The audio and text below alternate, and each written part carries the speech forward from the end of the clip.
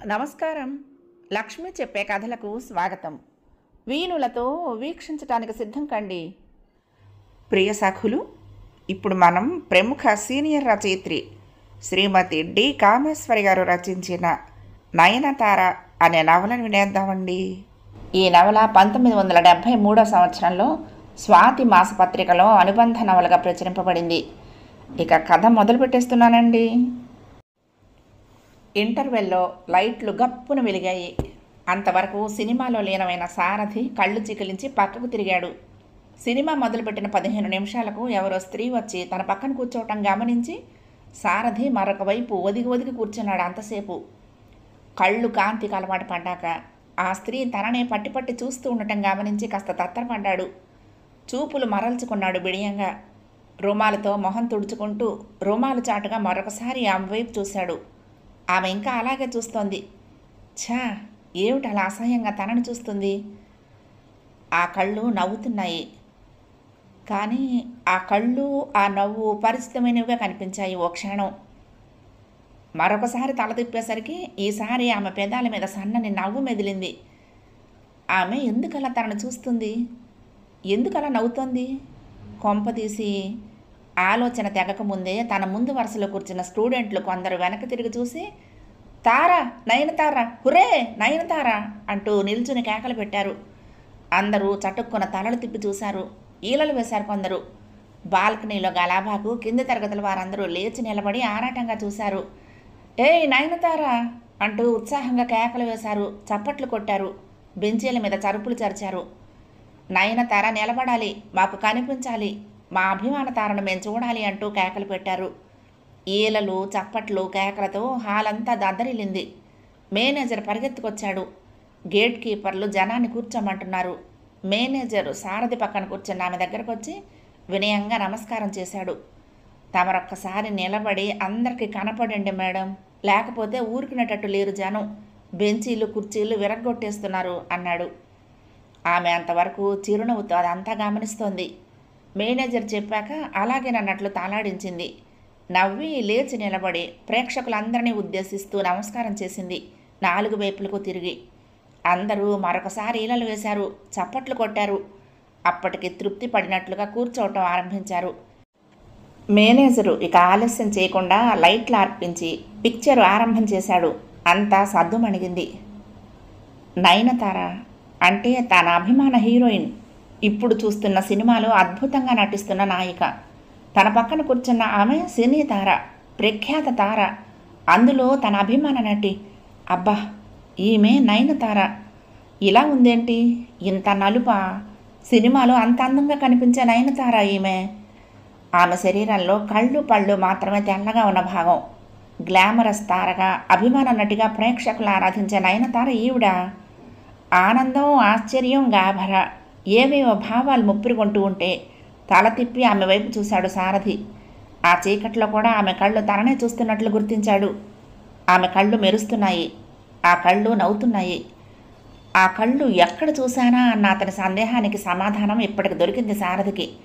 ఎన్ని సినిమాల్లో చూశాడా కళ్ళని? ఆ నవ్వే కళ్ళు అతని అభిమాన నటి. ఆ కళ్ళు అంటే అతనికి చాలా ఇష్టం.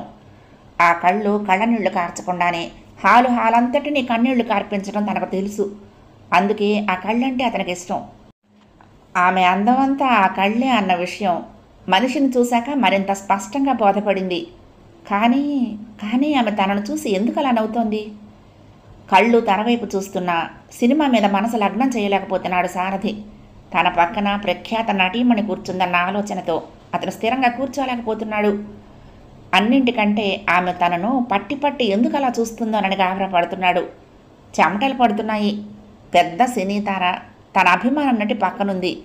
ఈ సదవకాశాన్ని వినియోగించుకొని 2 మాటలు. ఆమంటే తనకెంత అభిమానమో, తన అభిమాన నటి ఆమెనని చెప్పాలనిపించినా నోరు సహకరించటం లేదు. అతని అవస్థ గమనిస్తూ నయనతార నవ్వుకుంది. ఇంకా అతన్ని ఇబ్బంది పెట్టకూడదన్నట్లు అతని ముంజేతును అంటనట్లు తాకి, నన్ను ఇంకా గుర్తుపట్టలేదా అంది. సారథి ఉలిక్కి పడ్డాడు. ఒళ్ళు జల్లుమంది. బిత్తరపోతూ చూశాడు. మీరు తెలియకపోవటం ఏమిటి? ప్రసిద్ధ సినీ నటి నయనతార కాదు అన్నాడు నోరు పెగల్చుకొని కాసేపటికి. అది సరే, నన్ను ఇంకా గుర్తించలేదన్నమాట. ఈ సుందరి జ్ఞాపకమే లేదన్నమాట. నెమ్మదిగా అంది. సుందరి, సుందరి, సుందరివా నువ్వు? చటుక్కున గుర్తుకొచ్చి సంతోషంగా అరిచినంత పనిచేశాడు. షూ, నెమ్మది. పోనీ ఇప్పటికన్నా గుర్తుకొచ్చాను. వచ్చిన దగ్గర నుంచి చూస్తున్నా గుర్తిస్తావేమోనని. చెవిలో గుసగుసలాడింది. సారథి ఏదో చెప్పబోయాడు. తర్వాత మాట్లాడుకుందాం, అంతా ఇటే చూస్తున్నారు. సినిమా అయ్యాక ఇంటికి వెళ్దాం, మర్చిపోకు అంటూ తెరవైపు తిరిగి సినిమా చుట్టంలో నిమగ్నమైంది తార. సారథి ఇక సినిమా చూడలేకపోయాడు. మనసు 6 ఏళ్లు వెనక్కి పరిగెత్తింది. సుందరి, నేటి ప్రఖ్యాత సినీ తార నయనతార, గుమస్తా కూతురు, 7 పిల్లల మధ్య 4వ ఆడపిల్లగా 200 జీతం మధ్య దరిద్రంలో పెరిగిన సుందరి ఈనాడు లక్షలకు అధికారిని. నల్లటి నలుపు వల్ల పెళ్లికి నోచుకొని సుందరి అందాన్ని ఈనాడు లక్షల మంది ఆరాధిస్తున్నారా? సుందరిట సుందరి అంటూ హేళనగా నవ్వే అందరూ ఈనాడు ఆ సుందరి గ్లామరస్ తార, అందాల తార అంటూ పొగుడుతూ ఉండే నయనతార ఆ సుందరా?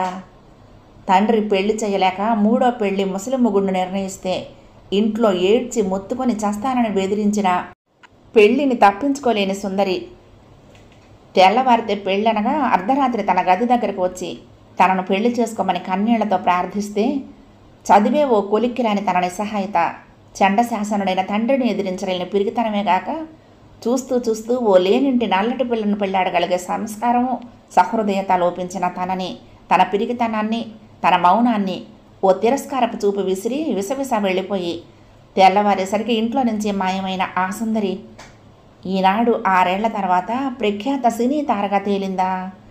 మింగుడు పడని ఈ నిజాన్ని మింగలేకపోతున్నాడు సారథి. తల తిప్పి చూశాడు. తార తన్మయత్వంతో తనను తాను తెర మీద చూసుకుంటోంది.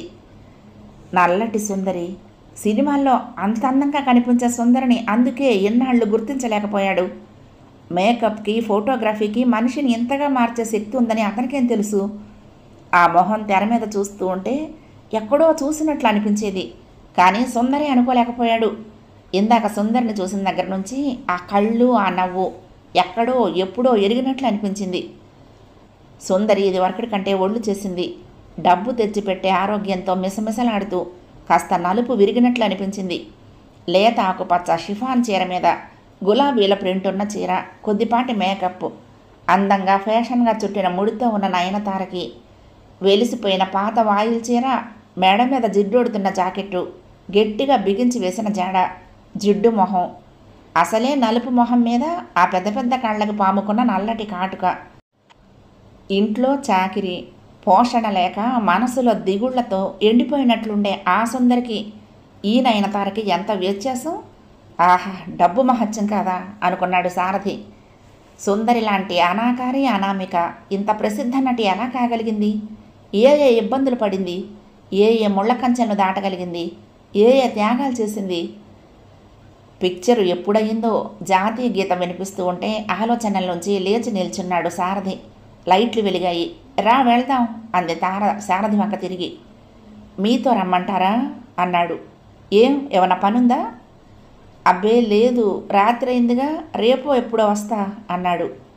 రాత్రి అయితేనే నేను డ్రాప్ చేస్తా, మళ్ళీ ఇంటికి వెళ్ళి మాట్లాడుకుందాం, ఎన్నాళ్ళయింది కలుసుకున్నాం అంది. క్రింది తరగతుల్లోని జనం బెంచీలెక్కి తమ అభిమాన తారని మరొకసారి చూడాలని ఆరాటపడిపోతున్నారు. నయనతారను చూస్తూ జనమంతా నిల్చున్నారు. కొంతమంది స్టూడెంట్లు నయనతారను చుట్టుముట్టారు. మేనేజర్ దారి చూపిస్తూ ఉండగా గుంపును తప్పించుకుంటూ కిందకు వెళ్ళింది. క్రింద అందరూ వెళ్ళిపోకుండా తమ అభిమాన నటిని మరొకసారి దగ్గర నుంచి చూడాలన్న ఆరాటంతో నిలబడ్డారు. బయట పోలీసులు గుంపును అదిలిస్తూ ఉంటే అందరికీ చిరునవ్వుతో నమస్కారం చేస్తూ కారులో కూర్చుంది తార. ఆమె వెంట కారెక్కి ఆమెతో వెనక సీట్లో కూర్చుంటున్న సారథిని అంతా అదృష్టవంతుడు అన్నట్లు అసూయగా చూశారు. పెద్ద కారు పాములా మెత్తగా కదిలింది. ఏమిటి ఇంకా ఆశ్చర్యంగా ఉంది ఏమిటి? నేను సుందరినా అని ఇంకా నమ్మబుద్ధి కావటం లేదా ఏంటి నీకు అంది తార. నిజంగానే నమ్మలేకపోతున్నాను సుందరి. ఎక్కడ సుందరి, ఎక్కడ మీరు అన్నాడు. మీరు అంటూ కొత్తగా మాట్లాడుతున్నావేమిటి? నేను అందరికీ నయనతారను, కానీ నీకు పాత సుందరినే చనువుగా అంది సుందరి. ఆ మాటకు చాలా ఆనందం కలిగింది సారథికి. ఆనందంగా అన్నాడు. నిజంగా ఇప్పటికీ నమ్మలేకపోతున్నాను సుందరి. ఎన్నో సినిమాల్లో చూశాను, కానీ నువ్వేనన్న అనుమానం కొంచెం కూడా రాలేదు సుమా? అవును, సరాసరి తారాపథానికి ఎలా వెళ్ళిపోయావు? కుతూహలంగా అడిగాడు. నయనతార కారు సీటుకు జారగిలబడి అదోలా నెట్టూర్చింది. సరాసరి వెళ్ళానా? లేదు, త్రోవలో ఎన్నో నిచ్చెనలు పాములు దాటుకుంటూ వెళ్ళి చేరాను. పరమపద సోపాన పటంలో మాదిరి. ఈనాడు ఈ స్థానంలో ఉండటానికి ముందు నేనేం కష్టాలు పడ్డానో, ఏ ఇక్కట్లు దాటానో అదంతా పెద్ద కథలే. సరే, మర్చిపోయిన కష్టాలను ఇప్పుడెందుకు గుర్తు తెచ్చుకోవటం? అది సరే, నీ గురించి చెప్పు. ఇప్పుడేం చేస్తున్నావు? ఏం ఉద్యోగం? పెళ్ళయిందా? పిల్లలు ఎంతమంది? అడిగింది. ఉండు, అన్ని ప్రశ్నలు ఒక్కసారేనా? ఇక్కడ ఓ కంపెనీలో అకౌంటెంట్గా ఉంటున్నాను. పెళ్ళి కాలేదు గనక పిల్లల ప్రసక్తి లేదు, నవ్వాడు సారథి. పెళ్ళి కాలేదు? ఇంకా చేసుకోలేదా? తార గొంతులో ఆశ్చర్యంతో పాటు అదో రకం ఆనందం లాంటిది ధ్వనించింది. లేదు. ఏది? ఉద్యోగంలో చేరి 3 ఏళ్ళయింది. 4 డబ్బులు వెనకేసుకోకుండా ఇప్పటి నుంచే చేసుకుని ఏం సుఖపడాలి? అది సరే, మరి నీ సంగతి? ఏమిటా సిల్లీ ప్రశ్నలు?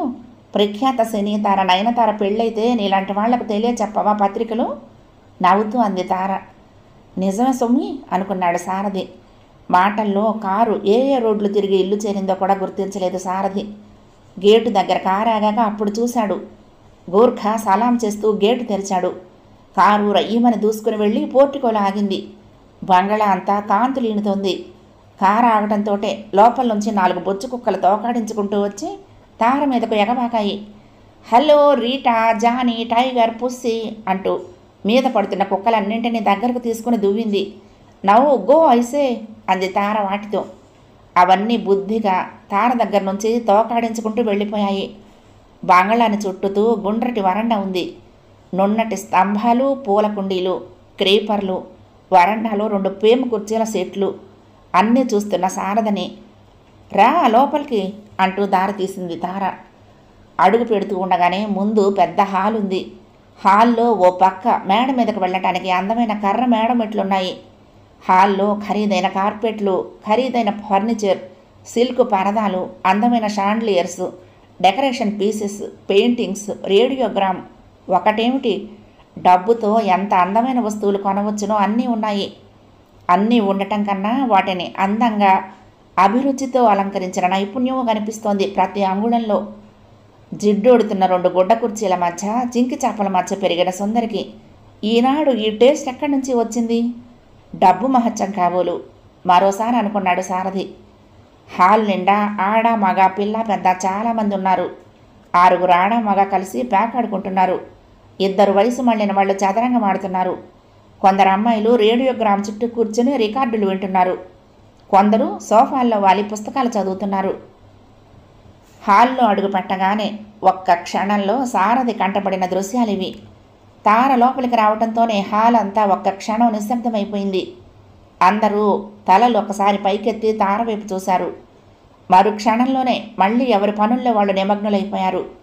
చదరంగం ఆడుతున్న ఇద్దరిలో సుందరి తండ్రిని గుర్తించి పలకరించబోయేంతలో తార రా పైకి వెళ్దాం అంటూ మెట్ల మీదకి దారితీసింది. సుందరి తండ్రి సారథిని గుర్తించలేదేమో, ఏమీ పలకరించలేదు. మేడ మెట్లెక్కుతూ ఇంకా అందరినీ ఆశ్చర్యంగా చూస్తున్న సారథిని చూసి వీళ్ళంతా నా బంధుజనం, నా హితైషులు, శ్రేయోభిలాషులు అంది చిన్నగా చిలిపిగా నవ్వి. మేడ మీదకి అడుగుపెట్టాక అది ఇంకొక వేరే లోకంలో ఉన్నట్టు అనిపించింది సారథికి. మేడ మీద అందమైన పెద్ద గదులు 2 ఉన్నాయి. మేడంతా నేనే వాడుకుంటాను. క్రింది గదుల్లో అంతా ఉంటారు. ఇక్కడ ఈ గది డ్రాయింగ్ రూమ్గా. ఇలారా, ఇదిగో ఇది నా బెడ్రూమ్ అంటూ తీసుకువెళ్ళి చూపించింది సారథికి.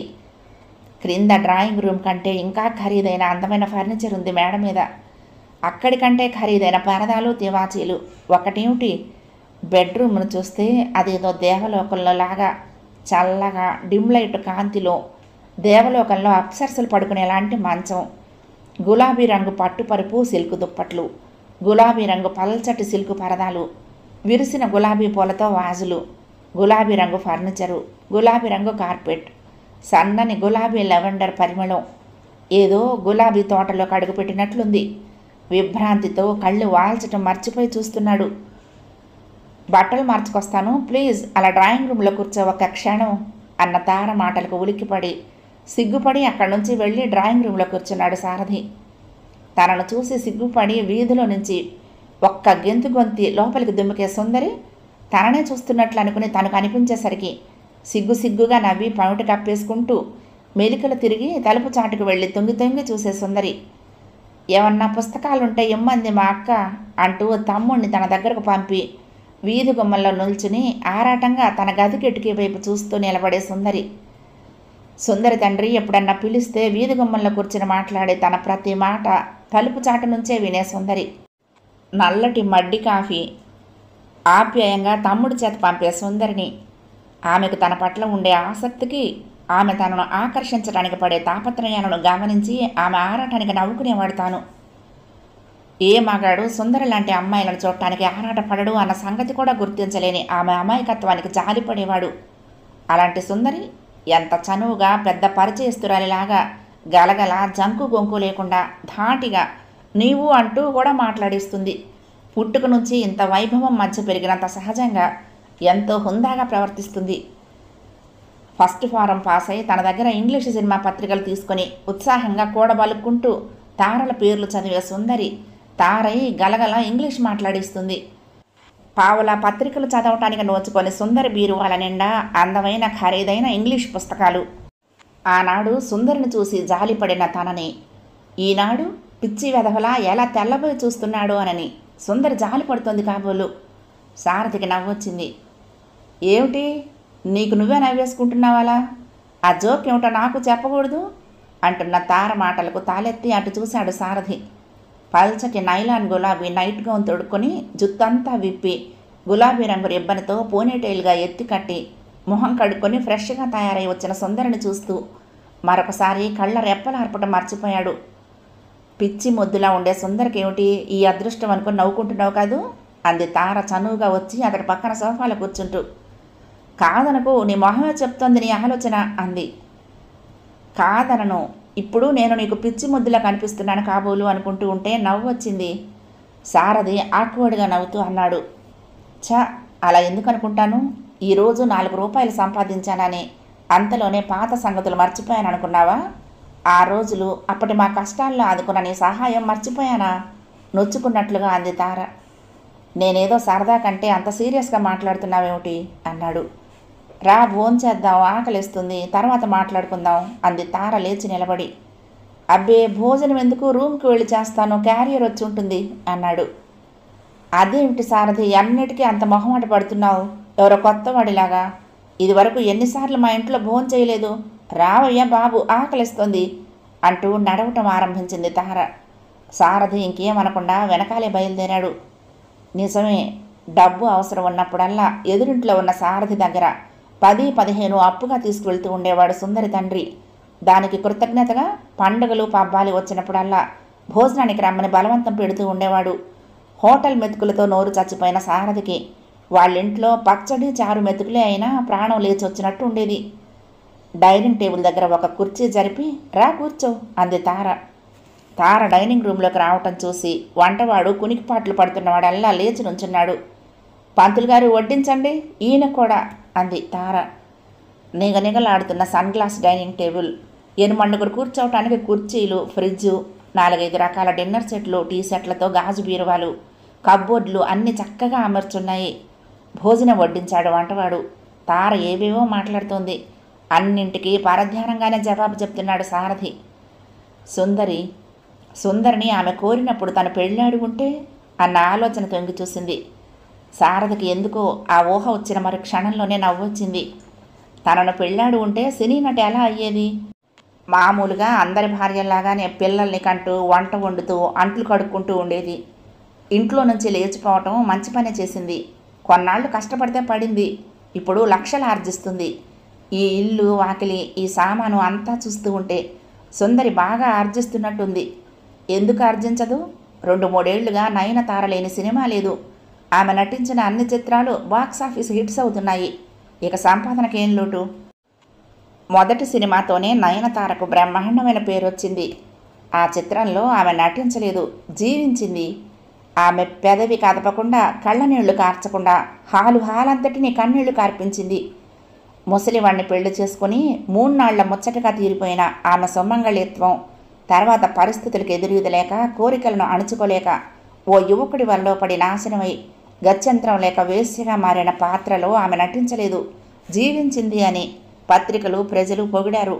ఆ పాత్రలో ఆమెను చూసి కంట తడి పెట్టని వారు లేరు. కేవలం కళ్ళతోనే ఎక్స్ప్రెషన్స్ చేసి చూపించిన ఆమెకు నయనతార అన్న పేరు వచ్చింది.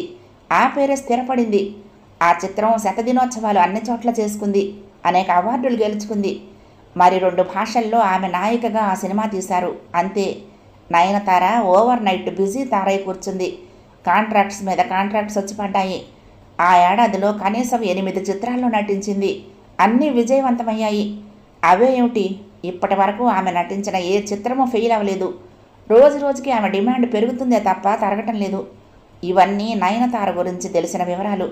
ఏ సినిమా పత్రిక చూసినా తెలుస్తుంది కనుక సారథికి తెలిసాయి. అయితే సుందరే నయనతార అన్న నిజం తెలిసిన దగ్గర నుంచి అతను ఇంకా ఆశ్చర్యంలో నుంచి తేరుకోలేకపోతున్నాడు. అడుగడుగున ఎన్నో సందేహాలు. వద్దొద్దు, అర్రే ఇంతేసి వడ్డిస్తే ఎలా తినటం అన్నాడు పరధ్యానంగా ఉన్న సారథి. తార కూర అలా వడ్డించేస్తూ ఉంటే గాబరాగా చెయ్యి అడ్డం పెట్టాడు. భోజనం చేయకుండా ఏమిటి ఆలోచన? పర్వాలేదు తిను. అప్పుడు మా ఇంట్లో పచ్చడి మెతుకులు మాత్రం పెట్టగలిగాము. ఇప్పుడు అన్నీ పెడుతూ ఉంటే తినకపోతే ఎలాగా అంది. అవునవును, నాకు మాత్రం ఇంత పెడుతున్నావు. నువ్వు మాత్రం ఆ 2 రొట్టెలే ఇందాక నుంచి తింటున్నావు. అదేనా నీ భోజనం? అంతేనా? అన్నింటితో పాటు భోజనానికి కూడా నాజుకు నేర్పినట్టున్నావు అన్నాడు. తార 2 రొట్టెలు, కూర, 1 అరటిపండు, గ్లాసుల మజ్జిగ మాత్రమే తీసుకోవటం చూసి తార అదోలా నవ్వింది. మీరంతా అదృష్టవంతులు బాబు. కావలసినవి కడుపు నిండా తినగలిగిన భాగ్యవంతులు. ఎంత భాగ్యం ఉన్నా కావలసింది హాయిగా తినగలిగే అదృష్టం నాకు లేదు అంటూ నిట్టూర్చింది. అదేమిటి? అవును, ఈ ఫిగర్ ఇలా కాపాడుకోవాలంటే నోరు కట్టుకోవాలి. లేకపోతే మీలాంటి వాళ్ళందరూ తెర మీద మమ్మల్ని చూస్తారా? లావెక్కిపోతే తెర వెనక్కి పంపుతారు. అందుకోసం లక్షలు ఆర్జిస్తూ నా వాళ్ళందరూ తినటానికి నేను నోరు కట్టుకోవాలి. లేనన్నాళ్ళు తినాలన్నా తినలేకపోయాను. ఇప్పుడు ఉన్నా తినలేకపోతున్నాను. ఇంతకంటే ఐరని ఏముంది? నాకు స్వీట్స్ అంటే ప్రాణం. తీపి పిండి వంటలంటే ఇష్టం. బిస్కెట్లు, చాక్లెట్లు చంటి పిల్లలా తినాలని ఉంటుంది. బంగాళదుంపల వేపుడు ప్రాణం. పప్పులో నెయ్యి వేసుకొని కమ్మగా తినాలని ఉంటుంది. ఇందులో ఏదీ తినలేనిప్పుడు. అలా అందరూ తింటూ ఉంటే తినకుండా ఉండటానికి ఎంత నిగ్రహం అలవాటు చేసుకుంటున్నానో. తార పైకి నవ్వుతూ అన్న ఆమె మాటల్లోని ఆవేదనకు చెల్లించాడు సారథి. గాడిద గుడ్డు, కడుపు నిండా తిండి కూడా లేకపోయాక ఇక సంపాదన ఎందుకు? ఈ లక్షలన్నీ ఏం చేసుకుంటావు? ఫిగర్ కాపాడుకోవటానికి కడుపు మార్చుకోవాలా అన్నాడు. మీకేం తెలుసు బాబు మా అవస్థ? డైటింగ్, ఎక్సర్సైజులు చేస్తూ ఉంటేనే ఇలా ఉండగలం. ఎంత చేస్తున్నా ఇది వరకటి కంటే ఎంత ఒళ్ళొచ్చిందో చూసావా అంది. నిజమే, సుందరి నిండుగా ఉంది ఇప్పుడు. మీరందరూ అనుకునేటంత అసూయపడేంత అందమైన జీవితం కాదు మాది. ఆకాశంలో మెలమెలలాడే అందమైన తారల్ని దగ్గరకు వెళ్ళి చూస్తే ఉండే గుంటలు, గతుకుల మాదిరే మా జీవితాల్లోనూ ఉండే లోటుపాట్లు, నిర్వేదాలను ఊహించలేరెవరు. ఇది వరకు డబ్బు ఒక్కటి ఉంటే చాలు, అన్ని ఆనందాలకి మూలం అనుకున్నాను. ఇప్పుడు డబ్బే నా అన్ని మనస్తాపాలకి కారణం అనిపిస్తుంది. సరేలే, అదేమిటి, ఆ పళ్ళు తీసుకో, మరేం పర్వాలేదు తిను అంటూ అరటిపళ్ళు, యాపిల్ పండు ముక్కలు ముందుకు జరిపింది తార. వద్దు సుందరి, చాలా హెవీ అయ్యింది, ఇంకా చాలు అంటూ లేచాడు సారథి. టవల్ అందించింది తార. తర్వాత కబ్బోర్డు మీద భరిణ తీసి సుగంధాలు వెదజల్లే వక్కపొడిచ్చింది. రా, అలా కాసేపు గార్డెన్లోకి వెళ్ళి కూర్చుందాం, చల్లగా ఉంటుంది అంది. సారథి వాచి చూసుకున్నాడు. ఇప్పుడా 10 దాటింది, నేను వెళ్ళొద్దు అన్నాడు. అబ్బా, ఇంటికి వెళ్ళి ఏం చేస్తావు? పడుకోవటమేగా. మీ ఆవిడేం లేదుగా సాధించటానికి. 1 గంట ఆలస్యమైతే మాత్రం మరేం పర్వాలేదు నిద్రకి, నేను డ్రాప్ చేస్తానుగా. అసలు మనం మాట్లాడుకోనే లేదు ఇంకా అంది. కాదనలేకపోయాడు సారథి. పోర్టికో దాటి గార్డెన్లోకి దారి తీసింది తార. బంగళా ఎదురుగా చక్కటి పూల తోట అందంగా పెంచారు. వెన్నెల్లో విరిసిన రకరకాల పూలు తెల్లగా మెరుస్తున్నాయి. మల్లె, జాజి, నైట్ క్వీన్, మాలతీలత అన్ని సువాసనలు కలిసి వింత పరిమళాన్ని అందిస్తున్నాయి. లైనుగా కత్తిరించిన హెడ్జింగ్. గార్డెన్కు మధ్యగా రాధామాధవుల విగ్రహం నుంచి ఫౌంటైన్ నీళ్లు చిమ్ముతోంది. రంగురంగుల బల్బుల కాంతి మధ్య చుట్టూ సిమెంటు బెంచీలు, క్రింద పసరిక తివాచీ లాంటి లాన్. ఆ తోటలో విదేశీ స్వదేశీ అన్ని రకాల పూల మొక్కలు రంగురంగుల పూలతో. అబ్బా, ఎంత బాగుంది మీ తోట! ఈ వెన్నెల గాలి, ఈ పూలు, ఎంత అదృష్టవంతురాలివి సుందరి! రియల్లీ ఐ ఎన్వీ యూ అన్నాడు. వద్దు వద్దు, అసూయ పడొద్దు, తర్వాత జాలి పడతావు నా అదృష్టానికి. తార పచ్చిక మీద చేతులు వెనక్కు చాచి కాళ్ళు చాచు కూర్చుంటూ నవ్వుతూ అంది. పోవయ్, ఫోజులు మాను. ఇంత సంపద, ఈ బంగళా, ఈ తోట అన్నీ ఉండి ఏదో పెద్ద అష్టకష్టాలు పడుతున్నట్లు ఫోజులు నువ్వును అన్నాడు. సర్లే, నేను చెప్పినా నమ్మలేవు ఇప్పుడు, కొన్నాళ్ళు పోతే నీకే అర్థమవుతుంది అంది. అవును కానీ సుందరి, ఏమీ అనుకోకపోతే ఒక ప్రశ్న. నీవు ఇంట్లో నుంచి వెళ్ళిపోయాక అడగలేక ఆపేశాడు. ఇంట్లో నుంచి వెళ్ళిపోయాక ఏమైందో కథ చెప్పమంటావు అంతేనా? ఎందుకు లేదు, అవన్నీ చెప్పటం నాకు, వినటం నీకు, ఇద్దరికీ బాగుండదు. ఏ ఏ కష్టాలు పడ్డానో, ఏమేం పోగొట్టుకుని ఏం సంపాదించానో ఈనాడు ఇలా కూర్చుని ఎలా చెప్పగలను అంది. పోనీ అన్ని వివరాలు వద్దు, కేవలం తార ఎలా అయ్యావో ఆ వివరం చెప్పు కుతూహలంగా అడిగాడు సారథి. తార లాన్లో చెంపకి చెయ్యి ఆనించి ఓవరగా పడుకుంది. సారథి కొద్ది దూరంలో కూర్చున్నాడు. ఏం చెప్పమంటావు సారథి? ఆ రోజు నీ దగ్గరకు రాత్రి వచ్చాను కదా, నీవు నన్ను పెళ్లి చేసుకుంటానంటావేమోనని మిగిలిన చిన్న ఆశ కూడా ఆరిపోయింది. ఇంకేం చేసి పెళ్లి తప్పించుకోవాలో తెలియలేదు. ఇంట్లో నుంచి పారిపోవాలనుకున్నాను. అందరూ కాస్త నిద్రలో పడ్డాక పెళ్లికని ఉంచిన డబ్బులో నుంచి 500 తీసుకుని ఇంట్లో నుంచి బయటపడి ఏ రైలు ముందొస్తే దానిలో ఎక్కేశాను. నాకొక గమ్యం లేదు, భవిష్యత్తు లేదు. రైలు ఎక్కాక కానీ నా ముందు గతిని గురించిన ఆలోచన రాలేదు. చదువు సంధ్య కూడా లేని నేను ఈ ప్రపంచంలో ఎలా బ్రతకాలో తలుచుకుంటే ఏడుపు ముంచుకొచ్చింది. నా పక్కన కూర్చున్న ఆవిడ చాలాసేపు నా ఏడుపు చూసి ఎందుకు ఏడుస్తున్నావంటూ పలకరించింది. సానుభూతి చూపే మనిషి దొరకగానే మరింత ఏడుపు వచ్చింది. ఆవిడ ఓదార్చి కారణం అడిగితే ఏదీ దాచకుండా అంతా చెప్పాను. నా ముందు గతి ఏమిటని ఏడ్చాను. ఆవిడ జాలిపడింది, ఓదార్చింది, ధైర్యం చెప్పింది. ఆమె మెడ్రాస్ వెళ్తోంది. నన్ను తనతో రమ్మంది. ఆవిడ భర్త అక్కడ సినిమాలకు ఎక్స్ట్రా సప్లైరట. కావలిస్తే నాకు ఎక్స్ట్రాగా పనిపించగలడు అని ధైర్యం చెప్పింది. నాకు ఆలోచన ఉంటేగా. ఆవిడ చెప్పిన దానికి తలాడించి ఆవిడ వెంట వెళ్ళాను. ఇంటికి తీసుకువెళ్ళి నా కథ చెప్పి మొగుడికి నన్ను అప్పచెప్పింది. అప్పటి నుంచి అతని కింద ఉండే వందలాది ఎక్స్ట్రాల్లో ఒకర్తిగా బ్రతికాను. ఆ మందలో నన్ను ఓ పశువుగా చేర్చి అవసరమైనప్పుడు స్టూడియోలకు తోలుకెళ్లేవాడు. ఏ గుంపులో నన్ను నిలబడ్డ రోజు 5దో 10దో పనిని బట్టి దొరికేవి డబ్బులు. నా సంపాదనలో సగం ఇస్తానని నన్ను వాళ్ళింట్లోనే ఉంచుకుని ఇంత తిండి పడేయమని ఆవిడని బ్రతిమలాడాను. నేనొక్కరితోనే ఉండగలిగే మనోస్థైర్యం వచ్చే వరకు ఇంట్లో ఉంచుకోమని ప్రాధేయపడ్డాను. అలాగే ఉంచుకున్నారు. ఆ రోజుల గురించి తాల్చుకుంటే భయంతో ఒళ్ళు జలతరిస్తుంది. లేకపోతే నాలాంటి అనామిక అనాకారికి అంతకంటే మంచి బ్రతుకుంటుందని ఆశించటం వీల్లేనిది కదా. ఆ ఎక్స్ట్రాల్లోనూ ఎన్ని రకాలు. ఒక్క ఫ్రేమ్లో సింగిల్ షాట్లో కనిపిస్తే పొంగిపోయేవాళ్ళు. ఒక్క మొక్క డైలాగ్ ఉంటే కొండెక్కినంత సంబరపడేవాళ్ళు. ఏ దాసీదానిగా కనపడినా పెద్ద తారైనంత బ్రహ్మానంద పడేవాళ్ళు. అల్ప సంతోషులు. అబ్బా, ఆ మందలో మందలా బ్రతికాను 2 ఏళ్ళు. ప్రొద్దుటే వ్యాన్లో ఎక్కించి ఏ స్టూడియోకి తీసుకువెళ్ళి దింపేవాళ్ళు. ఏ చెట్టు కిందో రంగులు పులుముకుని వాళ్ళిచ్చిన గుడ్డలు కట్టుకొని చెమటలు కార్చుకుంటూ అలా రోజంతా కూర్చునేవాళ్ళం. వాళ్లకు దయ పుడితే ఎప్పుడో ఇంత కాఫీ టిఫిన్ మా మొహాన పోసేవారు. ఎప్పటికో మాకు పిలుపు వచ్చేది. ఏ గుంపులోనో నిల్చుని మా సీన్ అయ్యే వరకు కాచుకునేవాళ్ళం. ఎక్స్ట్రా జీవితం గురించి కొత్తగా నేను చెప్పనక్కర్లేదు, నీకు తెలిసే ఉంటుంది. ఆ నికృష్ట జీవితం 2 ఏళ్ళు గడిపాను. ఒకసారి అదృష్టవశాత్తు ఓ అవకాశం తోసుకొచ్చింది. ఆ రోజు ఓ సినిమాలో హీరోయిన్ కాలేజీ స్నేహితురాలుగా ఓ డైలాగ్ చెప్పాల్సిన వేషం వేయాల్సిన ఎక్స్ట్రా ఆ రోజు జ్వరం వచ్చి రాలేదు. రాని అమ్మాయి కోసం విసుక్కున్నారు. సెట్టు సిద్ధం, హీరో హీరోయిన్ రెడీగా ఉన్నారు. చిన్న ఎక్స్ట్రా రానందుకు షూటింగ్ ఆగదు కదా. ఆ ఉన్న గుంపులో ఎవరినో ఒకరిని గబగబా వేషం వేయించమన్నారు. అందరినీ సంతల్లో పశువుల మాదిరి నిలబెట్టి అసిస్టెంటు శల్య పరీక్ష చేశాడు. నా అదృష్టం బాగుండబట్టి అతని దృష్టి నా మీద నిలిచింది. మేకప్ చేశారు. కాలేజీ అమ్మాయిని కనుక మంచి చీర అది కట్టి ఫ్యాషనబుల్గా తయారు చేశారు. నేను చెప్పాల్సిన డైలాగు 2-3 సార్లు చెప్పించారు. ఈ లైటింగులు కెమెరాలు అన్నీ అలవాటైనవే కనుక జంకు గుంకు లేకుండా ధైర్యంగా యాక్ట్ చేశాను. డైలాగు బాగానే చెప్పాను. చిత్రంలో నా పోర్షన్ చూస్తూ ఉంటే నేనేనా అని ఆశ్చర్యపోయాను. అంత అందంగా కనిపిస్తున్న ఆ అమ్మాయి నేనా అన్నట్లు డైరెక్టరు, హీరో దగ్గర నుంచి అందరూ ఆశ్చర్యంగా చూశారు. మంచి ఫోటోజెనిక్ ఫేస్ అంటూ కెమెరామెన్ మెచ్చుకున్నాడు. ఉచ్చారణ, గొంతు అన్నీ చాలా బాగున్నాయని అంతా పొగిడారు, పొంగిపోయారు. నా దిశ తిరగటానికి అదే నాంది. గతంలోకి చూస్తున్నట్లుగా చెప్పుకుపోతోంది నయనతార. నా దిశ తిరగటానికి అదే నాందయ్యింది. ఆ పిక్చర్ తర్వాత పిక్చర్కి అదే తారను బుక్ చేసిన ప్రొడ్యూసర్. ఆ సినిమాలో ఆ తార కాల్ షీట్లు అవి సరిగ్గా ఇయ్యకుండా నానా ఇబ్బంది పెడుతూ ఉంటే విసిగిపోయాడు. చెంపలు వేసుకుని కాంట్రాక్ట్ రద్దు చేసుకున్నాడు.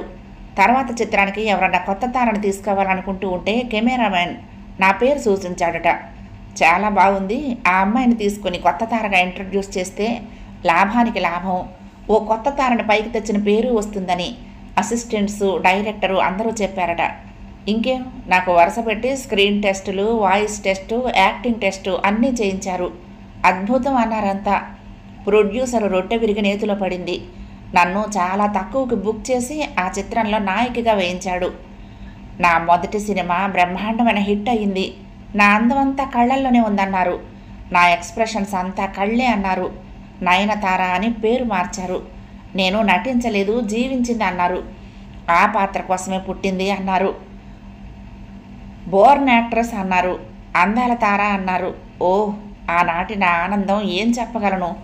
ఆ సినిమా చూస్తూ ఉంటే నాలో అంత టాలెంట్ దాగుందని నాకే తెలియలేదు.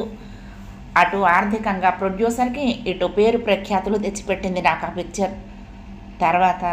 తర్వాత ఇంకేముంది, ఓవర్ నైట్ తారాబాధాన్ని అందుకున్నాను. బిజీ నటిని అయ్యాను. కాంట్రాక్ట్స్ మీద కాంట్రాక్ట్స్, రేటు పెరిగిపోయింది. అప్పటి నుండి ఇప్పటి వరకు ఏకబిగిని 3 కాల్ షీట్స్ పనిచేస్తున్నాను. అదృష్టవశాత్తు ఇప్పటి వరకు నా పిక్చర్ ఏది ఫెయిల్ అవ్వలేదు. రూపాయి డబ్బుల కోసం మొహం వాచిపోయిన నాకు ఇప్పుడు ప్రయత్నం లేకుండానే లక్షలు వచ్చి పడుతున్నాయి. తార నవ్వుతూ ముగించింది. అందుకే అదృష్టవంతుల్ని పాడు చేసేవారెవరు అన్నారు. ఐ కంగ్రాచులేట్ యూ సుందరి అన్నాడు సారథి మనస్ఫూర్తిగా మెచ్చుకుంటూ. లేచి నించున్నాడు. వెళ్ళిపోతావా అంది తార. వెళ్ళొద్దు, 11 దాటింది. నీకు షూటింగ్ అది ఉండదు, మళ్ళీ పొద్దుటే అన్నాడు. తార బద్ధకంగా ఆవలించింది. అవును, పొద్దుట 6 గంటలకల్లా లేచి వెళ్ళాలి. ఈ పూట హీరోకి ఒంట్లో బాగోలేదని క్యాన్సిల్ అయింది షూటింగ్. అంచేతే అలా సినిమా చూద్దామని వచ్చాను. లేకపోతే సినిమా చూసే సమయం ఎక్కడుంది నాకు. నేను నటించిన సినిమా ప్రేక్షకుల మధ్య కూర్చుని వాళ్ళ కామెంట్స్ వింటూ చూడటం సరదా నాకు. ఎప్పుడో కానీ వెళ్ళటం కుదరదు. వెళ్తే ఎవరో ఒకరు గుర్తుపట్టి అల్లరి చేసి చుట్టూ మూగుతారు.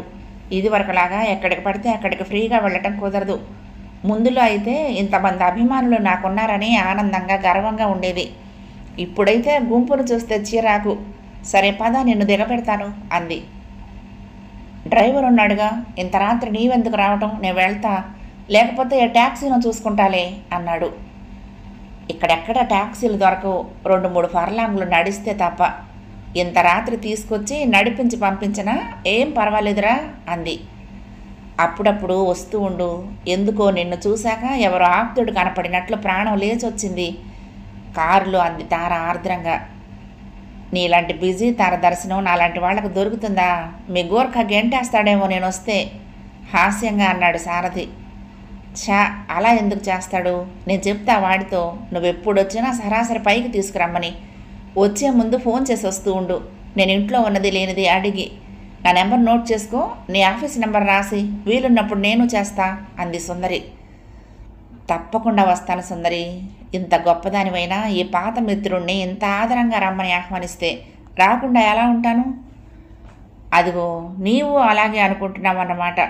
సినీ తారైనంత మాత్రాన మాకు మనసులో సెంటిమెంట్స్ అవి ఉండని బండరాడం అనుకుంటున్నావా? అందుకు కాదు, నువ్వు నోరు తెరిచి ఆపదలో సహాయం కోరినా ఏం చెయ్యలేకపోయానా అన్నాడు. ఈరోజు ఏ మొహం పెట్టుకుని నీ దగ్గరికి రావాలి? బిడియంగా అన్నాడు సారథి. అదే, పర్వాలేదు, నువ్వు మాత్రం ఏం చేస్తావు? అంత హఠాత్తుగా వచ్చి అడిగితే నువ్వే మరొకరి మీద ఆధారపడి ఉన్నవాడివి, నన్నేం ఆదుకుంటావు? ఆ విషయంలో నేనేం అనుకోలేదు, ఫర్గెట్ ఇట్. అదేం మనసులో లేదు నాకు అంది తార. థ్యాంక్స్. అదిగో ఆ గల్లీలోకి తిప్పు, ఇక్కడే ఆపై కారు. ముందుకు ఇంత పెద్ద కారు వెళ్ళదు. అదిగో ఆ కనిపిస్తున్న పచ్చ మేడ లేదు, ఆ మేడ మీద గదే నాది. ఉంటా Sundari. Many many thanks. Thanks దేనికి? చాలే మాటలు నేర్చావు. అచ్చా బాయ్, గుడ్ నైట్, ఫోన్ చేస్తా అంటూనే తార కారును వెనక్కు తిప్పింది. తాను సుందరితో, అదే తారతో ఇంతసేపు గడిపానా, ఇంకా నమ్మశక్యం కాని విషయంలాగే ఆశ్చర్యంగా ఆలోచిస్తూ పడుకున్నాడు సారథి. పాత సంఘటనలతో పాటు ఈరోజు సంఘటన గురించి కూడా ఆలోచిస్తూ. రోజు పక్క మీద వాలగానే అలసటతో ఆదమర్చి నిద్రపోయే తారకి ఆ రోజు ఎంతసేపటికి నిద్ర పట్టక దొర్లింది. హలో హలో సారథి, మంచివాడివే, ఇదేనా రావటం? 15 రోజుల నుంచి వస్తావేమోనని రోజు చూస్తున్నాను, నన్ను అప్పుడే మర్చిపోయినట్టున్నావు కాదు, నిష్ఠూరంగా అంది తార. Sorry, very sorry. ఈ మధ్య ఆఫీసులో పని ఎక్కువగా ఉంటుంది, ఇంటికి వచ్చేసరికి ఆలస్యం అయిపోతుంది. ఆ మధ్య 2 సార్లు ఫోన్ చేశాను, నువ్వు లేవన్నారు చెప్పాడు. సరే పోనీ కానీ ఈరోజు సాయంత్రం రాకూడదు, నాకు షూటింగ్ లేదు, ఫ్రీగా ఉన్నాను, కాసేపు కూర్చోవచ్చు అంది. ఇవాళ ఆఫీసులో పనుంది, ఏమాత్రం వీలున్నా వస్తా. నేను వెయిట్ చేస్తూ ఉంటాను, తప్పక రావాలి, ఆలస్యమైనా పర్వాలేదు తార అర్థింపుగా అంది. ఫోన్ పెట్టేశాక సారథి మనసు పనిలో లగ్నం కాలేకపోయింది. సుందరికి తన మీద ఎందుకంత ఇంట్రెస్ట్? ఇంత పెద్ద నటి అయ్యి ఇంత సిరి సంపదలు ఉన్న సుందరికి తనలాంటి ఒక సామాన్యుడు సహవాసం ఎందుకు? కేవలం పాత పరిచయం పురస్కరించుకుని పిలుస్తుందా? అలా అనుకోవటానికన్నా తనకి సుందరికి ఉన్న పరిచయం మాత్రం ఎంత. ఎదురింట్లో ఉండేవారు, ఆమె తండ్రికి ఎప్పుడన్నా డబ్బు అవసరం ఉన్నప్పుడు అప్పిచ్చేవాడు, దానికి బదులు అప్పుడప్పుడు భోజనానికి రమ్మనేవారు. సుందరితో తను ఎదుటిపడి మాట్లాడటం కూడా ఎప్పుడూ లేదు. సుందరికి ఏమో కానీ సుందరి మీద తనకు ఎలాంటి అభిప్రాయం లేదు. అప్పుడు కేవలం అప్పుడప్పుడు ఆ అమ్మాయి అనాకారితనాన్ని చూసి ఈ పిల్లకు పెళ్ళి ఎలా అవుతుంది, తండ్రి ఎలా చేస్తాడు, డబ్బు కూడా లేదు అనుకుని జారిపడేవాడు. ఆ అమ్మాయి తనను ఆకర్షించడానికి పడే ఆరాటం చూసి పిచ్చి ముద్దు అని నవ్వుకునేవాడు. తార ఈనాడు తనతో పెద్ద పరిచయస్తురాలిలాగా ఎందుకు వ్యవహరిస్తుంది? ఆమెకు కావాలంటే తన మాత్రం పరిచయం ఉన్నవాడు లక్షల మంది దొరుకుతారు. మేటి నటీనటులు, మిత్రులు ఎంతోమంది మధ్య తనను గుర్తుంచుకుని ఫోన్ చేసి మరీ పిలిచిన సుందరి సహృదయతను మెచ్చుకోకుండా ఉండలేకపోయినా ఆమె ముందు ఈనాడు తగ్గి నిలబడటానికి శారదకెందుకో చిన్నతనంగా ఉంది. ఓనాడు తిరస్కరించిన తన తిరస్కారాన్ని మరచి మళ్ళీ స్నేహంగా ఆమె ఉండగలిగినా సారథి గిల్టీగా ఫీల్ అవుతున్నాడు.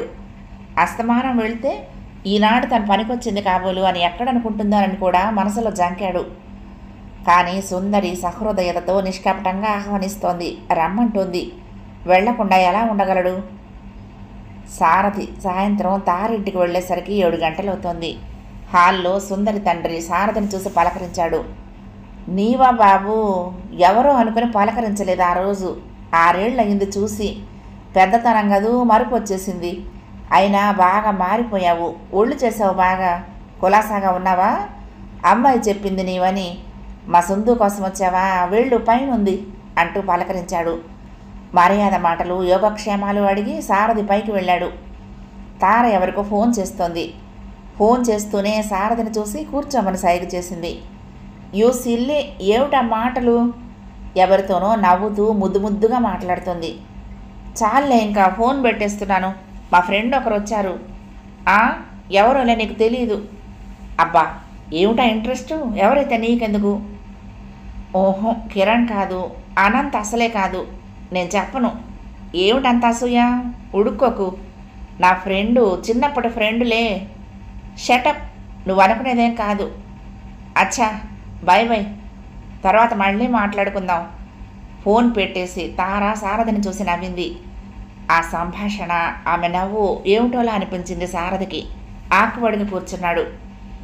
బొత్తిగా నల్లపూస అయిపోయావు, మళ్ళీ రానేలేదు పలకరించింది. చెప్పాగా ఆఫీస్ పని అని, బిజీగా ఉంటావు నువ్వెప్పుడు, నిన్ను డిస్టర్బ్ చేయటం ఎందుకని అన్నాడు. నా బిజీ ఎప్పుడు ఉండేదే, నీలాంటి వాళ్ళు వచ్చినప్పుడే కాస్త రొటీన్ నుంచి రిలీఫ్ దొరికినట్లుంటుంది. లేకపోతే ఎప్పుడు ఏముంది, రంగేసుకుని అలా చెమటలు కార్చుకుంటూ గంటలకి గంటలు ఆ రేకుల షెడ్లో కూర్చోటమేగా మా బ్రతుకు అంది. అయితే అంత కష్టపడటం ఎందుకు? అన్నేసి పిక్చర్లు ఒక్కసారి ఒప్పుకోవడం ఎందుకు? అంత విశ్రాంతి లేకుండా పని ఎవరు చేయమన్నారు? నీకు తెలియదు సారథి, ఈ డబ్బు అన్నది సంపాదించడం ఆరంభించాక ఈ దాహం తీరటం అన్నది ఉండదు. తాగిన కొద్దీ దాహం ఎక్కువవుతూ ఉంటుంది. అంతేగాక ఈ సినీ జీవితంలో ఎవరు ఎన్నాళ్ళు వెలుగుతారో తెలియదు. డిమాండ్ ఉన్నప్పుడే 4 డబ్బులు చేర్చుకోవాలన్న ఆరాటం ఉంటుంది. కర్మకాలి 1-2 పిక్చర్లు ఫెయిల్ అయ్యాయనుకో, మన మొహం ఎవరూ చూడరు. అంచేత దీపం ఉండగానే ఇల్లు చక్కబెట్టుకోవాలన్న తాపత్రయం ఉంటుంది. కొందరిని కాదనలేక కొందరితో మొహమాటాలు, మరికొందరితో కృతజ్ఞత, ఏదో విధంగా కాదనలేని పరిస్థితి. ఏం చేయమంటావు? బాగుంది. ఆరోగ్యం సంగతి అటుంచి బొత్తిగా బయట ప్రపంచంతో సంబంధం ఉండదు కదూ, ఏ సరదాలకి టైం ఉండదనుకుంటాను అన్నాడు. చెప్తున్నానుగా, ఏ లైఫు లేదు మాకు. ఒక సినిమా చూద్దామంటే కుదరదు, ఏ ఫ్రెండ్స్ ఇళ్లకు వెళ్ళాలన్నా వీలవదు, ఓ షికారు లేదు, పుస్తకం చదవటానికన్నా అవదు. ఆ స్టూడియోలో ఉన్నంతసేపు మేకప్తో పాటు నవ్వు ముఖానికి పులుముకొని తోటి నటులతో ఏవో పిచ్చి మాటలు మాట్లాడటం. అందులో అభిమానాలుండవు, ఆప్యాయతలుండవు. ఆ సినిమాలో నటిస్తున్నంతసేపు ఆ ప్రొడ్యూసర్లు, తోటి నటులు అంతా పలకరిస్తున్నా అంతా బిజినెస్ లైఫ్గా ఉంటుంది. అందుకే నీలాంటి వాళ్ళు కనపడగానే ఏదో రిలీఫ్ దొరికినట్లుంటుంది చెప్పింది. ఇందాక నేను వచ్చేసరికి ఎవరితోనో అంత చక్కగా మాట్లాడుతున్నావు, ఫ్రెండ్స్ లేకపోవటం ఏమిటి? అవకాశం వచ్చేసరికి మనసులో ఇందాక నుంచి తొలుస్తున్న ప్రశ్న అడగకుండా ఉండలేకపోయాడు సారథి. తార నిర్లక్ష్యంగా నవ్వింది. అతనా హీరో శ్యామ్లే. అతను నీకు ఫ్రెండా? నా మొహం, ఏదో మా మాటలు అందరితోనూ అలాగే ఉంటాయిలే. సినిమాలోనే కాదు నిజ జీవితంలోనూ నటన అలవాటైపోయింది. నటిని కదా. తార అదోలా నవ్వుతూ అంది. అర్థం కానట్లు చూశాడు సారథి. అది చూడనట్లు తార మాట మారుస్తూ తన పక్కనున్న టేబుల్ మీద నుంచి ఓ కవర్ తీసింది. అన్నట్టు మర్చిపోయాను, మా చెల్లెలు పెళ్ళి ఈ 15వ తారీఖున తిరుపతిలో, శుభలేఖ తీసుకో అంటూ కవర్ మీద సారథి పేరు రాసి అందించింది తార. మీ చెల్లెలు పెళ్ళా? కవర్ అందుకుంటూ ఆశ్చర్యంగా అడిగాడు సారథి. వల్లి గుర్తుందా? అప్పటికింకా పరికిణులు తొడుక్కుంటూ ఉండేది. ఆడపిల్ల ఎంతలో పెద్దవాళ్ళు అవుతారు? ఆహా, అది కాదు, అందుకు కాదు. పెద్దదానివి నువ్వు ఉండగా మీ చెల్లెలకు ముందు పెళ్ళేమిటా అని శుభలేఖ విప్పి చూస్తూ అన్నాడు సారథి. తారమొహం అదో రకంగా అయ్యింది. క్రింది పెదవి కొరుక్కుంది. మరో క్షణంలో మొహంలో భావం మార్చేసి తేలిగ్గా నవ్వుతూ, పెళ్ళా? నాకా? నన్నెవరు చేసుకుంటారు, నాకెవరు చేస్తారు అంది. ఇంత పెద్ద తారు నువ్వు అంటే రేపొద్దున్న మైలు పొడుగున పెళ్లి కొడుకుల క్యూ తయారవుతుంది. నీకేమిటి, ఇంకా గుమస్తా కూతురు సుందరలా మాట్లాడతావేంటి అన్నాడు. అలాగా అంటే దీని అర్థం ఈ పెళ్లి కొడుకులు సుందరని కాదన్నమాట చేసుకోవటానికి వచ్చేది, తార ఆర్జించిన లక్షలన్నమాటే కదా. సారథి తడబడ్డాడు ఒక్క క్షణం. అఫ్కోర్స్ ఆ మాట నిజమేననుకో, కానీ ఏదో ఒక అట్రాక్షన్ ఉండాలని కోరుకుంటే అది అవతలి వాళ్ళ తప్పు కాదు కదా. మనుషులు ప్రేమ పట్టడం సహజం కదా అన్నాడు. అంటే అంటే ఈ నల్లని సుందరి మనిషి కాదు కావాల్సింది ఎవ్వరికి, నా డబ్బు, నా ఆర్జన మీద మోజు అన్నమాట. ఆ విషయం స్పష్టంగా తెలిసి నన్ను చేసుకోమన్నావా? ఆ వచ్చే మనిషి ఈ ఉన్నవాళ్లతో జామయ్యి నా సంపాదన కోసం రాబందుల్లా కాచుకుని పీక్కు తింటాడన్న సంగతి తెలిసి మరొక మనిషిని వీళ్ళు చాలరన్నట్లు జత చేయమన్నావా? మాట్లాడుతూ ఉంటే తారకంఠం రుద్ధమైంది. నేనెవ్వరికీ అక్కర్లేదు సారథి, నా కష్టసుఖాలు ఎవ్వరికీ అక్కర్లేదు, నా మీద సానుభూతి లేదు, నా సంపాదన మీద తప్ప. నా మీద ఎవ్వరికీ ఇంట్రెస్ట్ లేదు, ఉండదు ఉక్రోషంగా అంటున్న తారకళ్ళు తడయ్యాయి. సుందరి, సారథి తెల్లబోయాడు. నీకు తెలియదు సారథి, ఈ డబ్బు ఎంత పాపిష్టిదో, ఈ మనుషులు ఎలాంటి వారో, డబ్బు ముందు కన్న తల్లిదండ్రులు సైతం ఎలా మారిపోతారో నీకు అర్థం కాదు. నా డబ్బు తింటూ పెళ్లి కావాల్సిన దాన్ని నేనుండగా నా డబ్బుతోనే నా చెల్లెలు పెళ్లి ముందు చేసేస్తున్నారు. నాకు ఎలా ఉంటుందో ఆలోచించు. నేను మనిషినే, నాకు ఓ మనసుంది, నాకు ఓ భర్త, సంసారం, పిల్లలు, నా వాళ్ళు అనుకునేవాళ్ళు, నన్ను కావాలనుకునేవాళ్ళు కావాలని ఉండదంటావా? తారకళ్ళల్లో నీళ్లు. ఆమె ఎందుకో బాధపడుతుంది. ఏమనాలో అర్థం కాని స్థితిలో సారథి అయోమయంగా చూశాడు. నేనింట్లో ఉన్నట్టే మర్చిపోయారు, నేను వాళ్ళ కూతుర్నని, నాకు పెళ్లి చేయాల్సిన బాధ్యత వాళ్లకు లేనట్టే మర్చిపోయి చెల్లెలు పెళ్లి చేసేస్తున్నారు. నేను డబ్బు సంపాదించే యంత్రంగా తప్ప మనిషిగా ఎవ్వరికీ కనపడటం లేదు. సారథి, నేనేదో సుఖపడిపోతున్నాను అనుకుంటున్నావు, నీకు తెలియదు నా మానసిక క్షోభ అంటూ కళ్ళొత్తుకుంది తార. అదేంటి సుందరి, మీ అమ్మ నాన్నగారు, అన్నదమ్ముల మధ్య, ఇంత సిరి సంపదల మధ్య నువ్వు సుఖంగా లేవు? నిన్ను చూసి అదృష్టవంతురాలు అయ్యావని అనుకున్నాను. ఎందుకింత బాధపడుతున్నావు? నీకేమిటి లోటు? నీకు ఇష్టం లేకపోతే వీళ్ళందరినీ వెళ్ళిపోమ్మను, వాళ్ళు వీళ్ళు నీకు పెళ్లి చేసేదేమిటి, నువ్వే చేసుకో, అంతేగాని ఆవేశంగా అన్నాడు సారథి. తార అటు ఇటు చూసి లేచి నించుంది. సారథి, మనం అలా బీచ్కి వెళ్దామా? జస్ట్ ఏ మినిట్, చీర మార్చుకుని వస్తాను. హాయిగా అక్కడ కాసేపు కూర్చుందాం. ఈ ఇంట్లో నుంచి కాసేపు బయటికి పోతే హాయిగా ఉంటుంది ప్రాణం. అక్కడ చెప్తా నీకు కొన్ని సంగతులు అంటూ లోపలికి వెళ్ళింది. సారథి ఆశ్చర్యంగా చూస్తూ ఉండిపోయాడు. సుందరి, ఏమిటో చెప్తానన్నావు? నీకు అభ్యంతరం లేకపోతే నాకు చెప్పు. నేను చూస్తూ ఉంటే నీకెందుకో చాలా బాధ ఉన్నట్టు అనిపిస్తుంది. బీచ్లో దూరంగా నిర్మానుష్యంగా ఉన్న చోటు ఎంచుకుని ఇద్దరు కూర్చున్న కాసేపటికి తార ఎంతకీ మాట్లాడకపోవటం చూసి సారథి అడిగాడు ఆరాటంగా. అవును, చెప్తాను. చెప్తేనన్నా కాస్త మనసులో ఉన్న భారం తగ్గుతుందేమో భారంగా అంది. ఒక ప్రశ్న, నువ్వు ఇలా సినిమాల్లో నటించడానికి మీ వాళ్ళు ఏమీ అనలేదా? ఒప్పుకున్నారా? అడిగాడు. తార అదోలా నవ్వింది. నువ్వెంత పిచ్చివాడివి సారథి. తిండికి గతి లేని తల్లిదండ్రులు కూతురు లక్షలు ఆర్జిస్తూ ఉంటే వద్దనేటంత వెర్రివాళ్ళు ఈ లోకంలో ఉంటారంటావా? అయితే మీ వాళ్ళకి ఎలా తెలిసింది నువ్వు ఇలా నటిపోయినట్లు? ఇంట్లో నుంచి వెళ్ళిపోయాక రాసావా?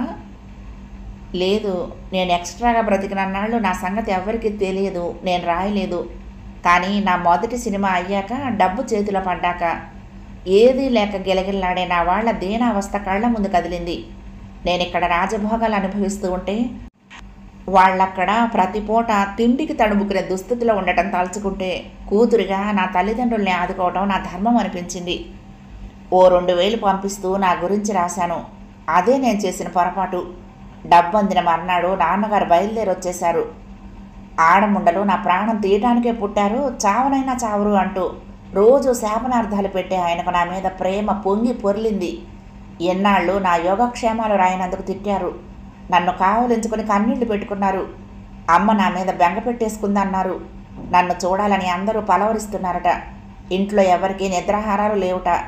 ఆ మాటలు వింటూ నేను ఏడ్చాను. అమ్మను వెంటనే రమ్మని టెలిగ్రామ్ ఇచ్చారు నాన్నగారు. అమ్మతో పాటు చెల్లెలు, తమ్ముడు అందరూ. తప్పదు కదా. అన్నయ్యకు కూడా పాపం ఈ చెల్లెల మీద ఎక్కడా లేని ప్రేమ పుట్టుకొచ్చి చూడటానికి వచ్చి మరి ఇక చెల్లెల్ని వదలలేక ఉండిపోయాడు ఇక్కడే. అలాగే ఉద్యోగం లేని బావలు, డబ్బు చాలని బావలు, తిండికి కటకటలాడే పినతండ్రులు, మేనత్తలు, నేనెప్పుడూ చూడని వాళ్లకు సైతం నేను డబ్బు ఆర్జిస్తున్న సంగతి తెలిసి అభిమానంగా నన్ను చూడాలని వచ్చారు. ఈ సత్రంలో మనం తిన్నంత మాత్రాన లక్షలు ఆర్జిస్తున్న తారకు ఏం నష్టం ఉండదులే అన్నట్టు పాపం వాళ్ళంతా ఇక్కడే ఉండిపోయారు నన్ను వదలలేక అంది.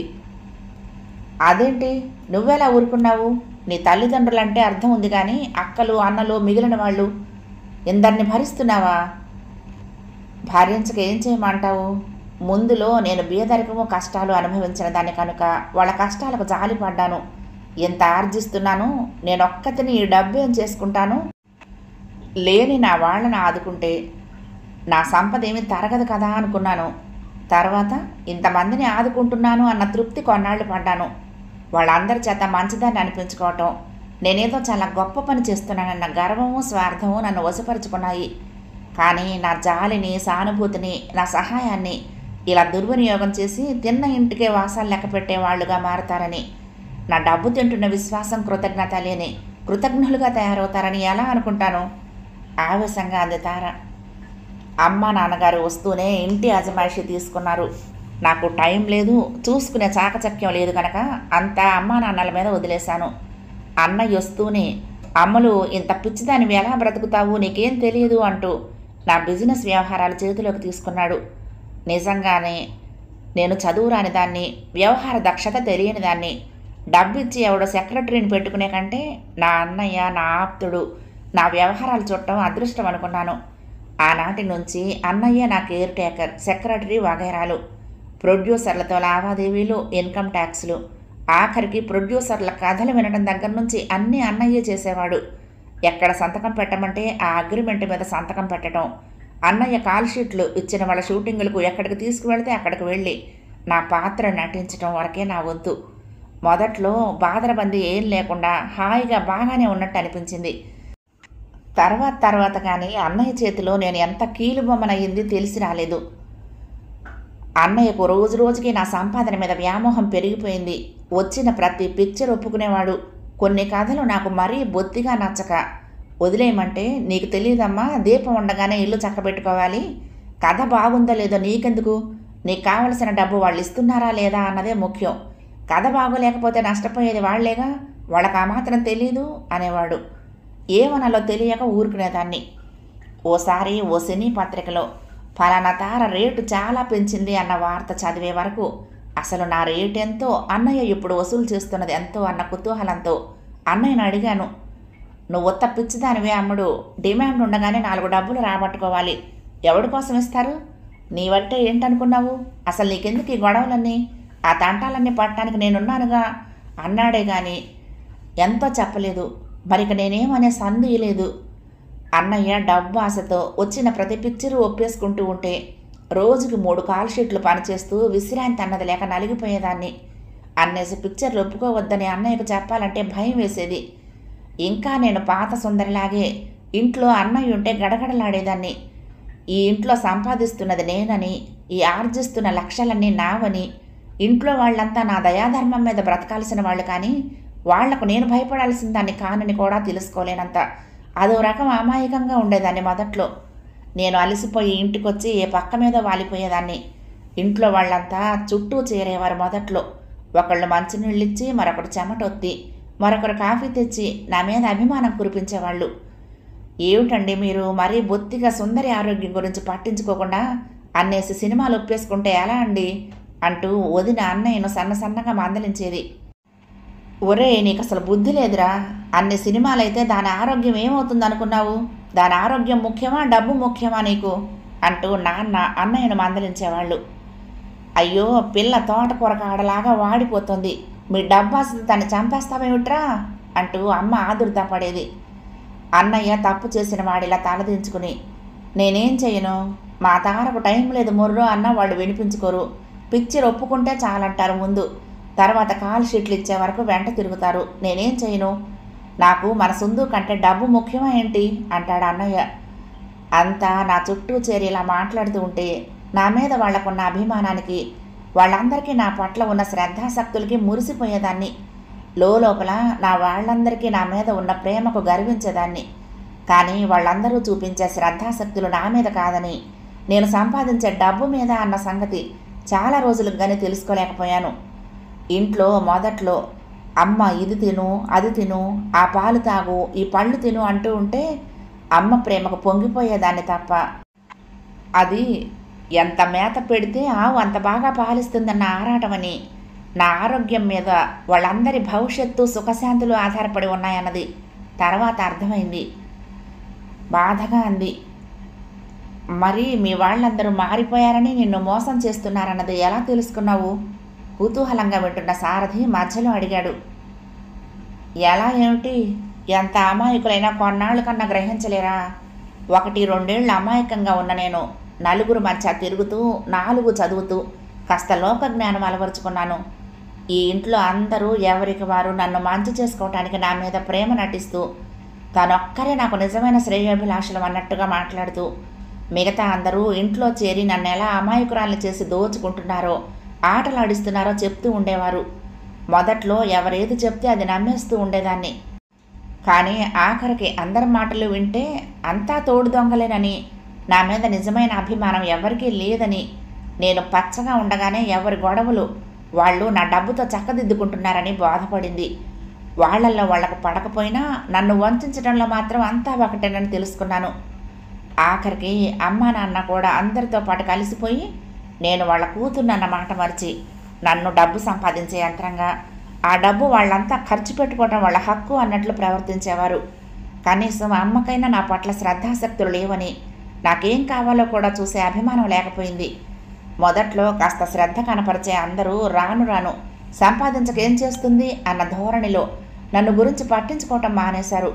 నేను ఎలా తిరిగినా, ఎవరితో తిరిగినా, తిన్నా మానినా ఎవ్వరికీ పట్టదు. ఇంట్లో నేను పెద్దదాన్ని ఉండగా చెల్లెలు పెళ్లి ఏర్పాట్లు చేయటం ఆరంభించారు. అందుకు నేనేమనుకోకుండా ఎంత గడుసుగా తప్పించుకున్నారో తెలుసా? అమ్మ ఏమీ తెలియనట్లుగా, అదేమిటండి సుందు పెళ్లి కాకుండా వల్లి పెళ్లి ఎలా చేస్తాం అంది. నాన్న చాలా గొప్పగా, ఒసేయ్ నువ్వు ఉత్త వెర్రి మొహానివి, నీ సుందరి ఇప్పుడు పాత సుందరి అనుకుంటున్నావేమిటే, అది ఇప్పుడు పెద్ద తార, అది కావాలంటే లక్షల మంది పెళ్లి కొడుకులు వస్తారు. నువ్వు కుదిర్చే చచ్చుపుచ్చు సంబంధాలు దానికెందుకే? దానికి నచ్చిన వాడిని అది చేసుకుంటుంది. మధ్యలో నీ పెత్తనం నా పెత్తనం దానికి అక్కర్లేదు అన్నారు గడుసుగా.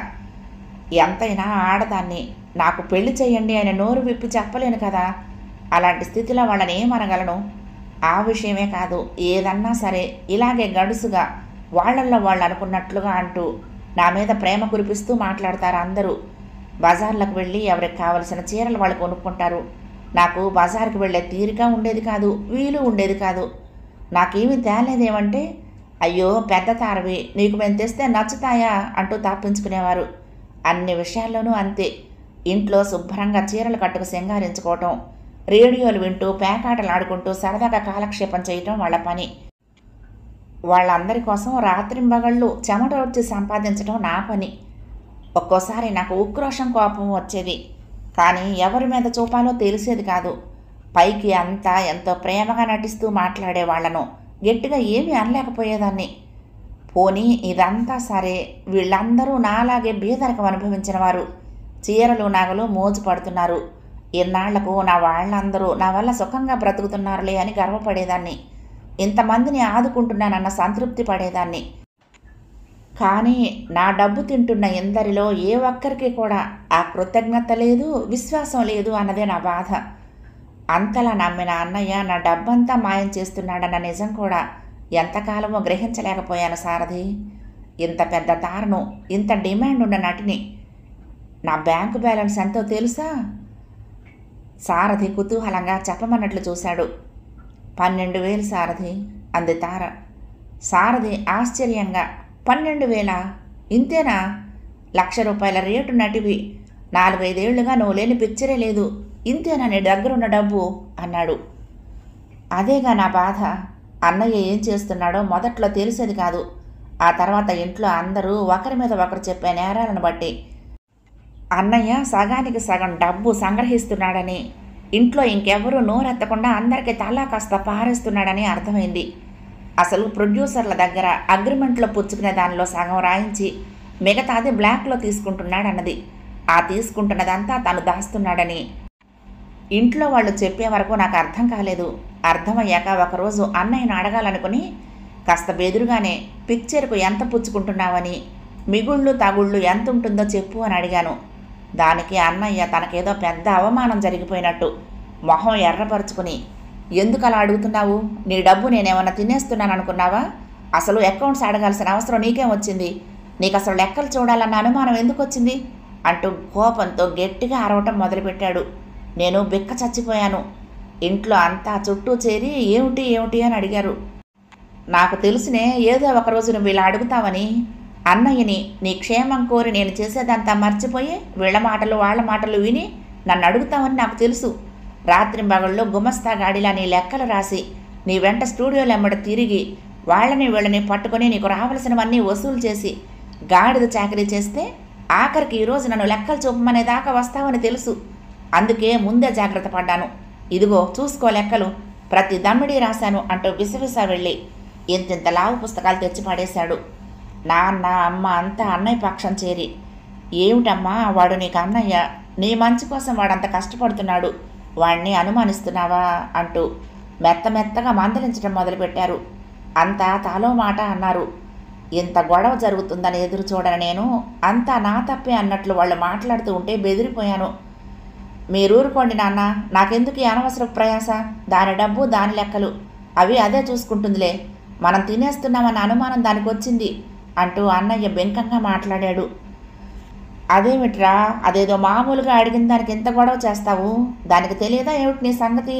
నువ్వేమన్నా పైవాడివా దాన్ని మోసం చేయటానికి? అది ఊరికే అడిగింది కానీ నువ్వు పెద్దవాడివి, అన్నీ తెలిసిన వాడివి, దాంతో ఏమిట్రా అంటూ అన్నయ్యను బ్రతిమలాడి వాడు విసిరేసిన తాళాలు తీసిచ్చి సర్ది చెప్పేశారు. నేను అనటానికి ఏముంది ఇంకా? ఆఖరికి నేను తెలుసుకోవాలన్న విషయం తెలుసుకోనే లేదు. నేను సినిమాకు 1,00,000 తీసుకుంటానని అందరూ అంటున్నారు. గత 4 ఏళ్లుగా నేను కనీసం ఏడాదికి 8 సినిమాల్లో నటిస్తున్నాను. ఏడాదికి 8 లక్షల చొప్పున 4 ఏళ్లలో ఎంత సంపాదించుండాలో చూడు. సరే, ట్యాక్సులు, ఇంట్లో ఇంతమంది పడి తింటున్న ఖర్చులు అన్నీ పోనీ ఖర్చైనా కనీసం ఓ 2-3 లక్షలన్నా ఉండాలా?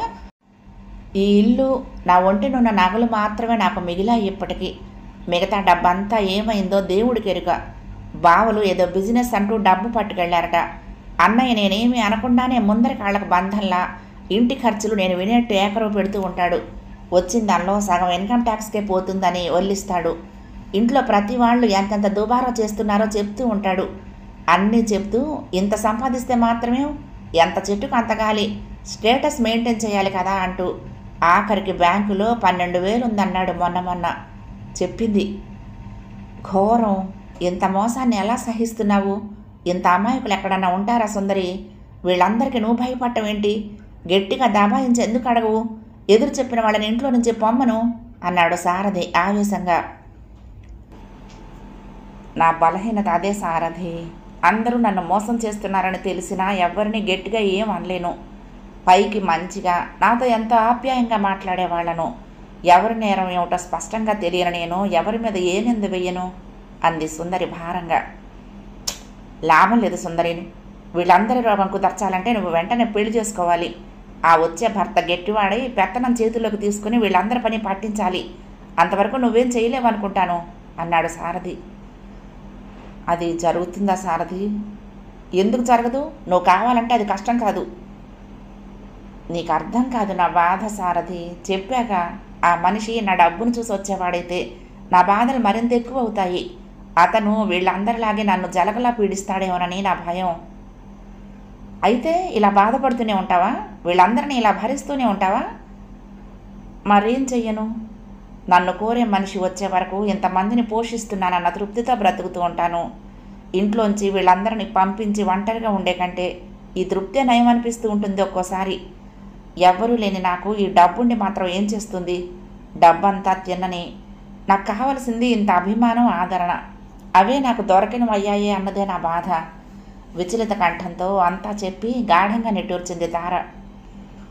తార, నువ్వు చాలా సుఖంగా ఉన్నావు అనుకున్నాను, కానీ నీలో ఇంత ఆవేదన దాగుందనుకోలేదు.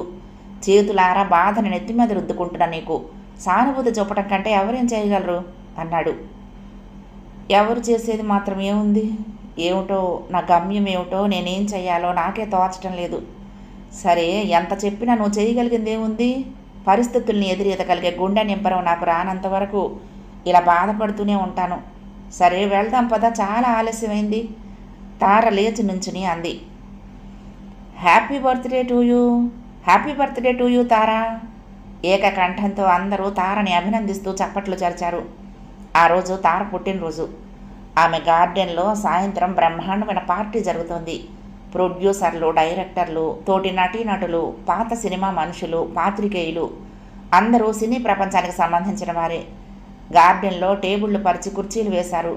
4-5 కలిసి కూర్చున్న వాళ్ళు, గుంపులుగా నుంచుని కబుర్లు చెప్పుకుంటున్న వాళ్ళు, తారని అభినందిస్తున్న వాళ్ళు, డ్రింక్స్ సప్లై చేస్తూ అటు ఇటు తిరిగే తెల్ల బట్టల బేరర్లు, టేప్ రికార్డర్లు వినిపిస్తున్న సన్నాయి వాయిద్యం, పట్టు చీరల గలగలలు, సెంటు ఘుమఘుమలు, గ్లాసుల చప్పుళ్ళు, నవ్వులు, మాటలు.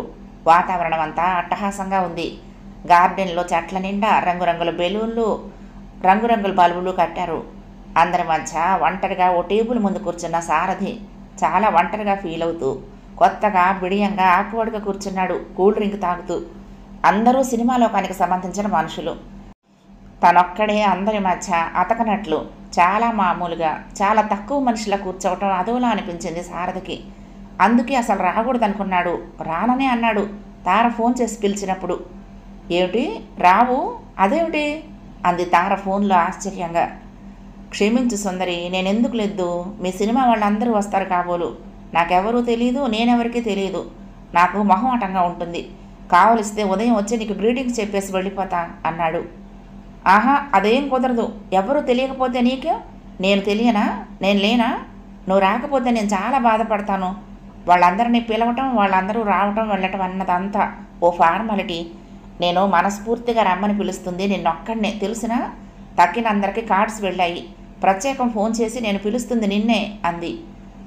ఒక్క క్షణం సారథికి సంతోషంతో పాటు గర్వము కలిగింది. తార ప్రఖ్యాత సినీ నటి అయినా తనని మాత్రమే ప్రత్యేకంగా పిలుస్తోంది. రాకూడదని ఏం లేదు. ఇన్ఫ్యాక్ట్ వస్తే సినిమా ప్రపంచంలోని మనుషులందరినీ చూడొచ్చని కోరికగానే ఉంది. కానీ ఇంక లేవు, రావాల్సిందే. వస్తావు. టైంకి రాకపోతే కారు ఇచ్చి డ్రైవర్ని పంపిస్తా. నువ్వు వచ్చే వరకు పార్టీ ఆరంభమవుదు అన్న సంగతి గుర్తుంచుకో అంటూ మరో మాటకు అవకాశం ఇవ్వకుండా ఫోన్ పెట్టేసింది తార. సుందరి ప్రత్యేక అభిమానాన్ని గురించి ఓ పక్క ఆనందిస్తున్నా మరో పక్క ఏదో తెలియని సందేహం సారథిని పట్టుకుంది. ఆమె అభిమానానికి అర్థాలు వెతకడం ఆరంభించాడు. ఆలోచించిన కొద్దీ ఏదో భయము కలగసాగింది సారథికి. తను, తన స్థితి, తార, ఆమె చుట్టూ ప్రపంచం, ఆమె అంతస్తులన్నీ గుర్తులో ఉంచుకుని ఈ పరిచయాన్ని కేవలం పరిచయంగా మాత్రమే ఉంచాలి, కానీ అంతకు మించి పెరగనీయకపోవటం మంచిదేమోననిపించింది సారథికి. ఆ ఉద్దేశంతోనే సుందరి ఇంటికి ఆ తర్వాత మళ్ళీ ఓ 20 రోజులు వెళ్ళలేదు. తార ఓ రోజు ఫోన్ చేసింది. ఏదో కారణము సాకులు చెప్పాడు.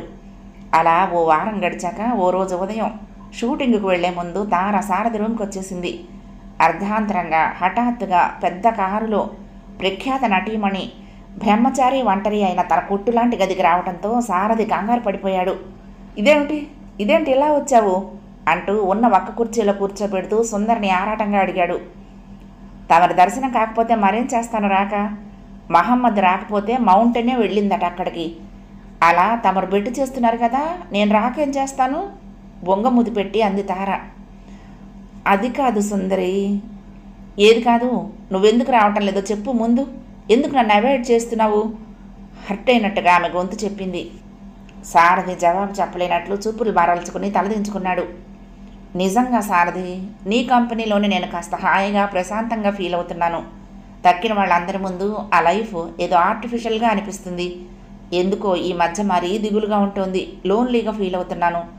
అలాంటి సమయంలో నీతో కాసేపు కబుర్లు చెప్తే హాయిగా ఉంటుంది అనిపిస్తుంది. నువ్వేమో అసలు రావటమే మానేశావు, బాధగా అంది తార. సారథి చెలించాడు ఆ విచలిత కంఠాన్ని విని. సారీ సుందరి, నా కంపెనీ నీకు నిజంగా సంతోషాన్ని ఇస్తుందనుకొని నేను అస్తమానం రావటానికి నీకు నాకు ఉన్న పరిచయం ఏ పార్టీ అని మొహమాట పడుతున్నాను. అందరూ మీ వాళ్ళందరూ ఏమంటారోనని. నాన్సెన్స్, ఎవరేమనుకుంటారు? అనుకుంటే నాకేం భయం? అయ్యో మా వాళ్ళు నా గురించి అంత మాత్రం పట్టించుకుంటే ఇంకేం, కోపంగా అంది తార. నీవు నన్ను ఇంకా అపరిచితురాలి కింద ట్రీట్ చేస్తున్నావు కాబోలు. కానీ నేను అప్పుడు ఇప్పుడు కూడా నిన్ను మంచి మిత్రుడిగా, నా ఆప్తుడిగానే భావించాను. ఇప్పుడు పెద్ద నటినయ్యాక నేనేదో మారిపోయాను అనుకుంటావు కాబోలు. నీ మీద నాకుండే భావం ఎలా చెప్పను సారథి అంది. థ్యాంక్స్ సుందరి, నిన్ను సరిగ్గా అర్థం చేసుకోలేకపోయాను, క్షమించు. నా రాక నా కంపెనీ నీకు ఆనందాన్ని ఇస్తుందంటే తప్పకుండా వీలున్నప్పుడల్లా వస్తూ ఉంటాను. ప్రామిస్? విలాసంగా చేయి చాపింది తార. కాస్త సందేహిస్తూ ఆమె చేతులు చేయి వేశాడు సారథి. ఆ వేసిన చేతిని ఒక్క క్షణం అలా పట్టుకుని సారథి ముఖంలోకి చూసింది. ఆమె ముఖం ఎందుకో ఎర్రబడినట్లు అనిపించింది. నెమ్మదిగా చెయ్యి తీసేసుకున్నాడు. తార చప్పున తెలివి తెచ్చుకున్నట్లు సర్దుకుని లేచి నిలబడింది. వస్తా, స్టూడియోకి వెళ్తూ ఎలా వచ్చానో ఆలస్యమైంది, అంతా ఎదురు చూస్తూ ఉంటారు అంటూ గబగబా వెళ్ళిపోయింది. అదేమిటి మీరు రారేం, పలహారం తీసుకోరు అంటూ తార అన్నయ్య వచ్చి సారథిని పలకరించేసరికి ఆలోచనల మధ్య నుంచి తేరుకుని చుట్టూ చూశాడు. అందరూ టేబుళ్ల చుట్టూ చేరుకున్నారు. Buffet party. ప్లేట్లలో నుంచి ఎవరికి కావలసినవి వాళ్ళు తీసుకుంటున్నారు. సారథి తార అన్నయ్య వెంట వెళ్ళాడు. అతను టేబుల్ దగ్గరకు తీసుకువెళ్ళి ఓ ప్లేట్ అందించి మరోవైపు వెళ్ళిపోయాడు. కాస్త ఖాళీగా ఉన్నాయి ఓ టేబుల్ వైపు నడిచాడు సారథి. ఏవో 2 పదార్థాలు పెట్టుకుని తన కుర్చీలోకి వచ్చి మళ్ళీ కూర్చున్నాడు. తార ఆ గుంపు మధ్య ఎక్కడుంది కనపడలేదు సారథికి. రాను మొర్రో అంటే బలవంతం చేసిన తార మీద కోపం వస్తుంది. సారథి వచ్చేసరికి సగం మంది వచ్చున్నారు. అందరి మధ్య కూర్చుని గలగలా నవ్వుతూ ఏదో మాట్లాడుతున్న తార చాలాసేపటి వరకు సారథి ఎదురుగా వచ్చి నిల్చున్నా గుర్తించలేదు. అంతమంది అపరిచితుల మధ్య కొందరు సారథిని ఎవరన్నట్లు చూస్తూ ఉంటే సారథి ఇబ్బందిగా కాసేపు నిల్చున్నాడు. తార ఆ రోజు మరీ ఆధునికంగా అలంకరించుకుంది. పచ్చటి నైలాన్ గాగ్రా, పైన పల్చటి లూజు జుబ్బా, మరొక పల్చటి వల్లెవాటు, అన్ని బట్టలున్న తార అవయవ సౌష్ఠవాన్ని స్పష్టంగా చూపించే ఆ డ్రెస్సింగులో ఆమెను చూడటానికి సారథి ఎందుకో ఇబ్బంది పడ్డాడు. హాయిగా శుభ్రంగా చీర కట్టుకోకుండా ఈ బట్టలేమిటో అనుకున్నాడు. చాలా ఖరీదైన రాళ్ల నగలు ఆమె ఒంటిని మెరుస్తున్నాయి. జుత్తు సిగ చుట్టకుండా బాబుగా వదిలేసింది. ఆమె పక్కన ఎన్నో పూల బొకేలు, పువ్వుల మాలలు, అందంగా రంగు కాగితాలలో రిబ్బన్ కట్టిన ప్రెజెంటేషన్ ప్యాకెట్లు చాలా ఉన్నాయి. పక్కన టేబుల్ మీద ఆ పెద్ద పెద్ద ప్యాకెట్ల మధ్య తన చేతిలో ప్యాకెట్ చూసుకుని సిగ్గుపడ్డాడు సారథి. అసలు తారకి ఏ బహుమతి తీసుకువెళ్లాలా అన్న ప్రశ్నకు జవాబు తట్టలేదు. తను ఎంత ఖర్చు పెట్టినా ఓ 50, మహా అయితే 100 కంటే ఖర్చు పెట్టలేడు. 100 రూపాయలు పెట్టినా ఏదీ మంచిది రాదు. ఎందరెందరో పెద్దవాళ్ళు, లక్షలు ఆర్జించేవాళ్ళు తెచ్చే ప్రజెంట్ల ముందు తన బహుమతి తార కంటికే ఆనుతుంది. అసలు రాననటానికి ఇదొక కారణం. అయినా తప్పింది కాదు. అక్కడికి ఎంతో ఆలోచించి మంచి నిర్మల్ పెయింటింగ్, రాధాకృష్ణులు ఒకరి ఒడిలో ఒకరు తన్మయులవుతున్నట్లు చిత్రీకరించిన పెయింటింగ్ కొన్నాడు. చాలాసేపు నిల్చుని మరి లాభం లేదని మరి కాస్త ముందుకు వెళ్ళి సుందరి పిలిచాడు సారథి. తార అప్పుడు చూసింది. వచ్చావా, నీకోసమే చూస్తున్నాను అంటూ పలకరించింది. తాను వచ్చి 10 నిమిషాలైంది. ఇప్పుడన్నా పిలిస్తే చూసింది. పైగా తన కోసమే చూస్తున్నానంటోంది. ఎంత అబద్ధం అనుకున్నాడు. Many returns of the day Sundari అంటూ చేతిలో ప్యాకెట్ అందించాడు. తార ఆ ప్యాకెట్ అందుకోక పూర్వమే పక్కనే నిల్చున్న ఆమె ఆయ అది అందుకుని మిగతా బహుమతులన్నింటి పక్కన పెట్టేసింది. థ్యాంక్స్ అంది తార. రా ఇలా కూర్చో అంటూ ఓ టేబుల్ ముందు కూర్చోబెట్టింది. ఇంతలోనే 2-3 రావటం చూసి అటు వెళ్ళింది తార పలకరించడానికి. ఎవరెవరో వస్తున్నారు. కొంతమంది నటీనటులను, డైరెక్టర్లను, ప్లేబ్యాక్ పాటగాళ్లను గుర్తించగలుగుతున్నాడు సారథి. కొందరు తార భుజం చుట్టూ చేయి వేసి దగ్గరకు లాక్కొని అభినందిస్తున్నారు. ఆమె భుజాలు పట్టుకొని బర్త్డే గర్ల్ అంటూ ఆమె నుదుటిన ముద్దు పెట్టుకున్నారు మరికొందరు. ఆమె బుగ్గం మీద పేట్ చేసి హ్యాపీ బర్త్డే అంటూ విష్ చేస్తున్నారు మరికొందరు. ఆమె భుజం చుట్టూ చేయి వేసి ఫోటోగ్రాఫర్లకు ఫోజులు ఇస్తున్నారు. ఫ్లాష్ బల్బులు ఆగకుండా వెలుగుతున్నాయి. అందరినీ నవ్వుతూ పలకరిస్తోంది. సుతారంగా నమస్కారం చేస్తోంది. ఇప్పుడా రావటం అంటూ ముద్దు ముద్దుగా గునుస్తోంది మరికొందరి దగ్గర. మరికొందరితో గలగలా నవ్వుతూ హాస్యాలాడుతోంది. వాళ్ళని, వాళ్ళ మాటలని, వారి వేష భాషలను ఆశ్చర్యంగా చూశాడు కాసేపు సారథి. తార డ్రెస్సింగు, ఆమె మాట్లాడే తీరు, ఆమె నవ్వే తీరు, అందరూ ఆమెతో తీసుకునే చనువు, ఆ మాటలన్నీ ఎందుకో సారథికి నచ్చలేదు. ఏదో తెలియని భారంతో సారథి గుండెల్లో ముళ్ళు గుచ్చుకున్నట్లు అనిపించింది. తార చాలా బిజీగా ఉంది. తనతో ప్రత్యేకంగా వచ్చి మాట్లాడే సూచన కనిపించలేదు. తను రాగానే అందరి మధ్య నుంచి లేచి ఆదరంగా, అట్టహాసంగా తనను ఆహ్వానించి అందరికీ నా డీరెస్ట్ ఫ్రెండ్ అంటూ పరిచయం చేస్తుందని, అందరూ తన వంక చూస్తే తను గర్వపడినట్లు, తనొచ్చాక తన దగ్గరే కూర్చుని మాట్లాడుతుందని ఏవేవో ఆశించిన సారథికి ఆమె ధోరణి నిరుత్సాహం కలిగించింది. ఆ వాతావరణంలో ఉక్కిరి బిక్కిరైనట్లు, అంతమంది మధ్య తానొక్కడే వెలివేసినట్టుగా ఫీల్ అవుతూ ఆ టేబుల్ దగ్గర నుంచి లేచి దూరంగా వెళ్ళి కూర్చున్నాడు. తార బర్త్డే కేక్, గుండె ఆకారంలో ఉన్న కేకు కట్ చేసింది. అందరూ ఆమె చుట్టూ గుంపుగా చేరి చప్పట్లు కొట్టి హ్యాపీ బర్త్డే టు తారా అంటూ గొంతు కలిపి పాడి విష్ చేశారు. హీరో కిరణ్ చిన్న కేక్ ముక్క తీసి ఆమె నోటికి అందించాడు. నేనేం తీసిపోయానన్నట్లు మరో హీరో శ్యామ్ కూడా ఓ ముక్క నోట్లో పెట్టాడు. 4-5 అందించాక ఆమె చెయ్యి అడ్డం పెట్టి ప్లీజ్ ప్లీజ్ అంటూ వారించింది. దూరం నుండి అంతా గమనిస్తున్న సారథి మనసుకి కష్టం అనిపించింది. వాళ్ళందరూ నాకేం అవరు, నీవే రావాలి, నిన్నే ప్రత్యేకంగా పిలుస్తున్నానన్న సుందరి తను వచ్చినట్లు చూడలేదు, ఒక్క మాట మాట్లాడలేదు. కనీసం కేక్ కట్ చేస్తూ అన్నా తన కోసం చూడలేదు. ఆమె ఆప్తులు అన్నట్లు వాళ్ళంతా కేక్ తినిపిస్తూ ఉంటే నిన్ను చూస్తే ఎవరో ఆప్తుడిని చూసినట్లుంది అన్న సుందరికి అప్పుడన్నా తను గుర్తు రాలేదా? తార తన సొత్తైనట్టు, ఆమెను ఎవరో తన నుంచి విడదీసినట్లు సారథికి అసూయగా ఉంది. ఆమె మీద కోపం వస్తోంది. పలహారాలు చేస్తున్న అందరి మధ్య తిరుగుతూ అందరినీ పలకరిస్తున్న తార సారథి టేబుల్ దగ్గరకు వచ్చింది. అదేం ఇక్కడ కూర్చున్నావు, అన్నీ తీసుకున్నావా? నీకోసమే వెతుకుతున్నాను, ఎక్కడున్నావా అని చూస్తున్నాను అంది. సారథి కసిగా కఠినంగా ఏదో అనాలనుకునే లోపలే మరెవరో దగ్గరకొచ్చి పలకరించారు. తార నవ్వుతూ వాళ్లతో మాట్లాడుతూ కదిలి వెళ్ళిపోయింది. ఆ తర్వాత సారథి ఇంకా ఎందుకో అక్కడ కూర్చోలేకపోయాడు. పలహారం ప్లేటు టేబుల్ మీద పెట్టేసి వెళ్ళిపోయాడు. అంతమంది మధ్య సారథి వెళ్ళటం ఎవరు పట్టించుకుంటారు? ఏదో అవమానం జరిగినట్లు ముఖం ఎర్రపరుచుకుని విసవిస వెళ్ళిపోతున్న సారథిని తార చూడలేదు. మర్నాడు సారథి ఆఫీసు నుండి ఇంటికొచ్చేసరికి తార కారు డ్రైవర్ సారథి కోసం నిరీక్షిస్తూ కారులో కూర్చున్నాడు. సారథి గది ముందు. అమ్మగారు మీరు రాగానే తీసుకురమ్మని పంపారండి అన్నాడు వినయంగా. అసలే కోపంతో ఉడికిపోతున్న సారథికి మరింత ఒళ్ళు మండింది. ఏమిటో సుందరి ఉద్దేశం? తన వెర్రివేదం అనుకుంటుందా? ఆవిడ పిలిచేసరికల్లా పరిగెత్తి వెళ్ళటానికి?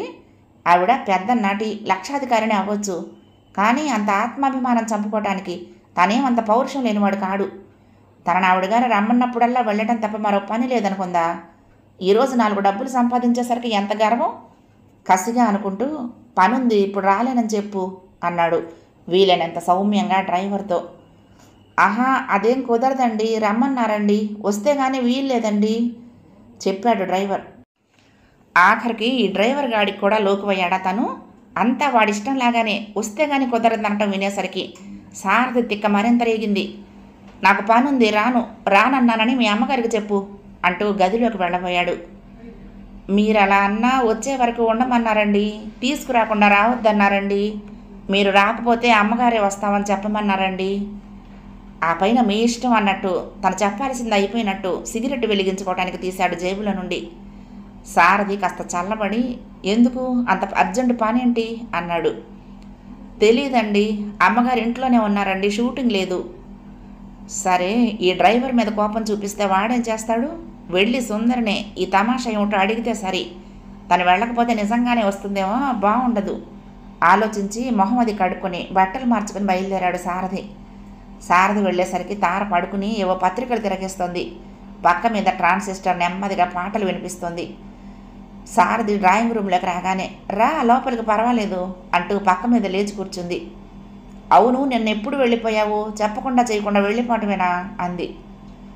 నేను వెళ్ళినా మానినా ఉన్నా నీకేం పర్వాలేదని వెళ్ళిపోయాను.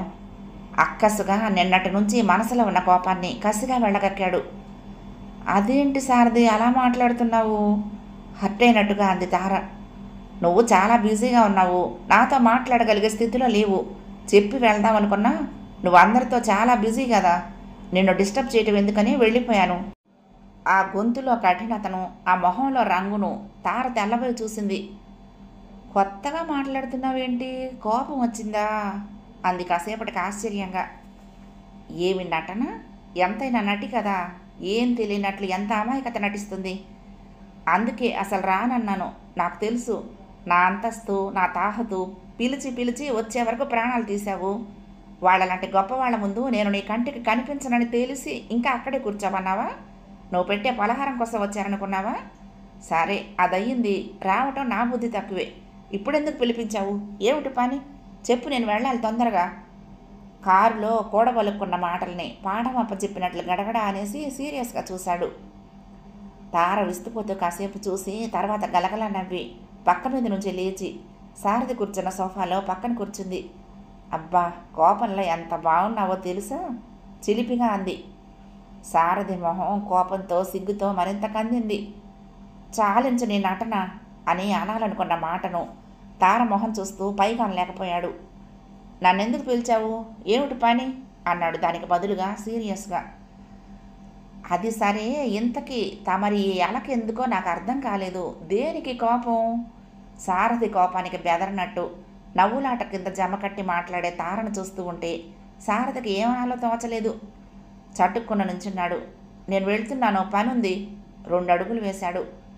తార చటుక్కున లేచి, అరెరే, అయితే ఇదంతా నిజంగా కోపమేనన్నమాట అంటూ చెయ్యి పట్టుకుంది. సారథి తెల్లబోయాడు. తార అంత చనువు తీసుకుంటుందని అతను ఊహించలేదు. ఆమె పట్టుకున్న చెయ్యి వైపు చూశాడు. అది చూసినా తార అతని చెయ్యి విడిచిపెట్టలేదు. అతని చెయ్యి పట్టి లాగి నడిపించి భుజం పట్టి సోఫాలో కూర్చోబెట్టింది. అరే, ఏంటా కోపం? చిన్నపిల్లాళ్ళ అలకేంటి? సరే, అసలు కోపం దేనికి వచ్చిందో ముందు చెప్పు, తర్వాత బ్రతిమాలించుకుందు గాని అతని పక్కన కూర్చుని చనువుగా నవ్వి అంది. ఆమె తీసుకుంటున్న చనువుకి చొరవకి కాసేపు సారథి మాట్లాడలేకపోయాడు. తార అతని ఎర్రబడ్డ మొహాన్ని కాసేపు వింతగా వినోదంగా చూసి, నిన్న నీతో సరిగ్గా మాట్లాడలేదనా కోపం వచ్చింది? బాగుంది. పార్టీలో అందరి మధ్య నీ ఒక్కడితోనే మాట్లాడుతూ కూర్చుంటే అందరూ ఏమనుకుంటారు? గెస్టులందరినీ పలకరించకుండా ఒక్క నీతోనే మాట్లాడితే బాగుంటుందా అంది. నాతో కూర్చోమనలేదు, అసలు తిన్నగా పలకరించావా? ఒక్క నిమిషం అన్నా కూర్చున్నావా నా దగ్గర? ఆఖరికి నేనేం బహుమతి తెచ్చాను అన్నా చూసావా?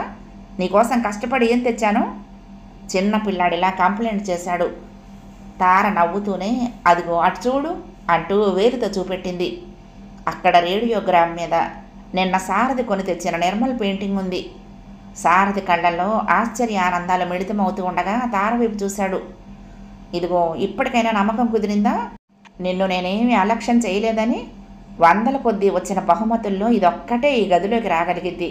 తక్కినవేమొచ్చాయో కూడా నేను చూడలేదు తెలుసా. ప్రత్యేకం అడిగి నువ్వు ఇచ్చింది తీసుకురమ్మన్నాను ఆయాని. నీకు అసలు అలాంటి అనుమానం ఎందుకు వచ్చింది? నిన్నేదో నేను ఇన్సల్ట్ చేస్తానని ఎలా అనుకోగలిగావు? నీకు తెలీదు నీ మీద నాకు ఎంత గౌరవం సదభిప్రాయం ఉందో నీకు తెలీదు. ఎలా చెప్తే నీకు అర్థమవుతుంది? ఎలా చెప్పాలో నాకు తెలియటం లేదు అంది. సారథి తార చూపు నుంచి తప్పించుకున్నాడు. ఏమనాలో తోచలేదు ఒక్క క్షణం. కోపం పోయిందా ఇప్పటికైనా? కాసేపటికి తారే అంది. సారథి తలెత్తి ఆమె వంక చూసి చిన్నగా నవ్వాడు. నాకేం కోపం? నీ మీద కోపగించుకోవటానికి నాకేం అధికారం ఉంది? గడుసుగా తప్పించుకుంటూ అన్నాడు. తార ఆశ్చర్యంగా చూసి, ఏం తెలివి, ఎంతైనా మగవాడివి, ఇప్పటి వరకు అలిగి ఇప్పుడు నాకేం కోపం అంటున్నావు, ఎంత గడుస్తానమ్మా? పొరపాటు ఒప్పుకోవటం చిన్నతనమేం కాదు, ఎప్పుడూ మీదే పై చేయిగా ఉండాలి కాదు, అవునా అంది. సర్లే ఏదో అయ్యింది, దీన్నే కాబోలు ఇన్ఫీరియారిటీ కాంప్లెక్స్ అంటారు ఇంగ్లీష్లో నవ్వాడు సారథి. ఇంతకీ ఎందుకు పిలిచావు చెప్పు? ఇందుకే, తమరికి కోపం వచ్చింది కదా, బ్రతిమలాడుకుని ప్రసన్నుణ్ణి చేసుకోవాలని. నా పాపతాపాలతో నీకేం పని? నువ్వు ప్రఖ్యాత నటీమణివి, నాలాంటి ఆఫ్టరాల్ గాడిని ప్రసన్నం చేసుకోవలసిన అవసరం నీకేమిటి? నీ కృపావీక్షణాల కోసం నేను పాట పాడాలి కానీ హాస్యంగా అన్నాడు. నువ్వు అలా అనుకోవటం లేదుగా. తార అలిగినట్లు మూతి బిగించింది. అందుకే నీకు లోకు అయ్యాను కదూ, అస్తమానం నేను రమ్మంటున్నానని, ఇది నా వెంటబడిందని అనుకుంటున్నావు కదూ అంది. తన మనసులోని భావం గ్రహించినట్లు తారంటూ ఉంటే అబద్ధమని ఖండించలేకపోయాడు.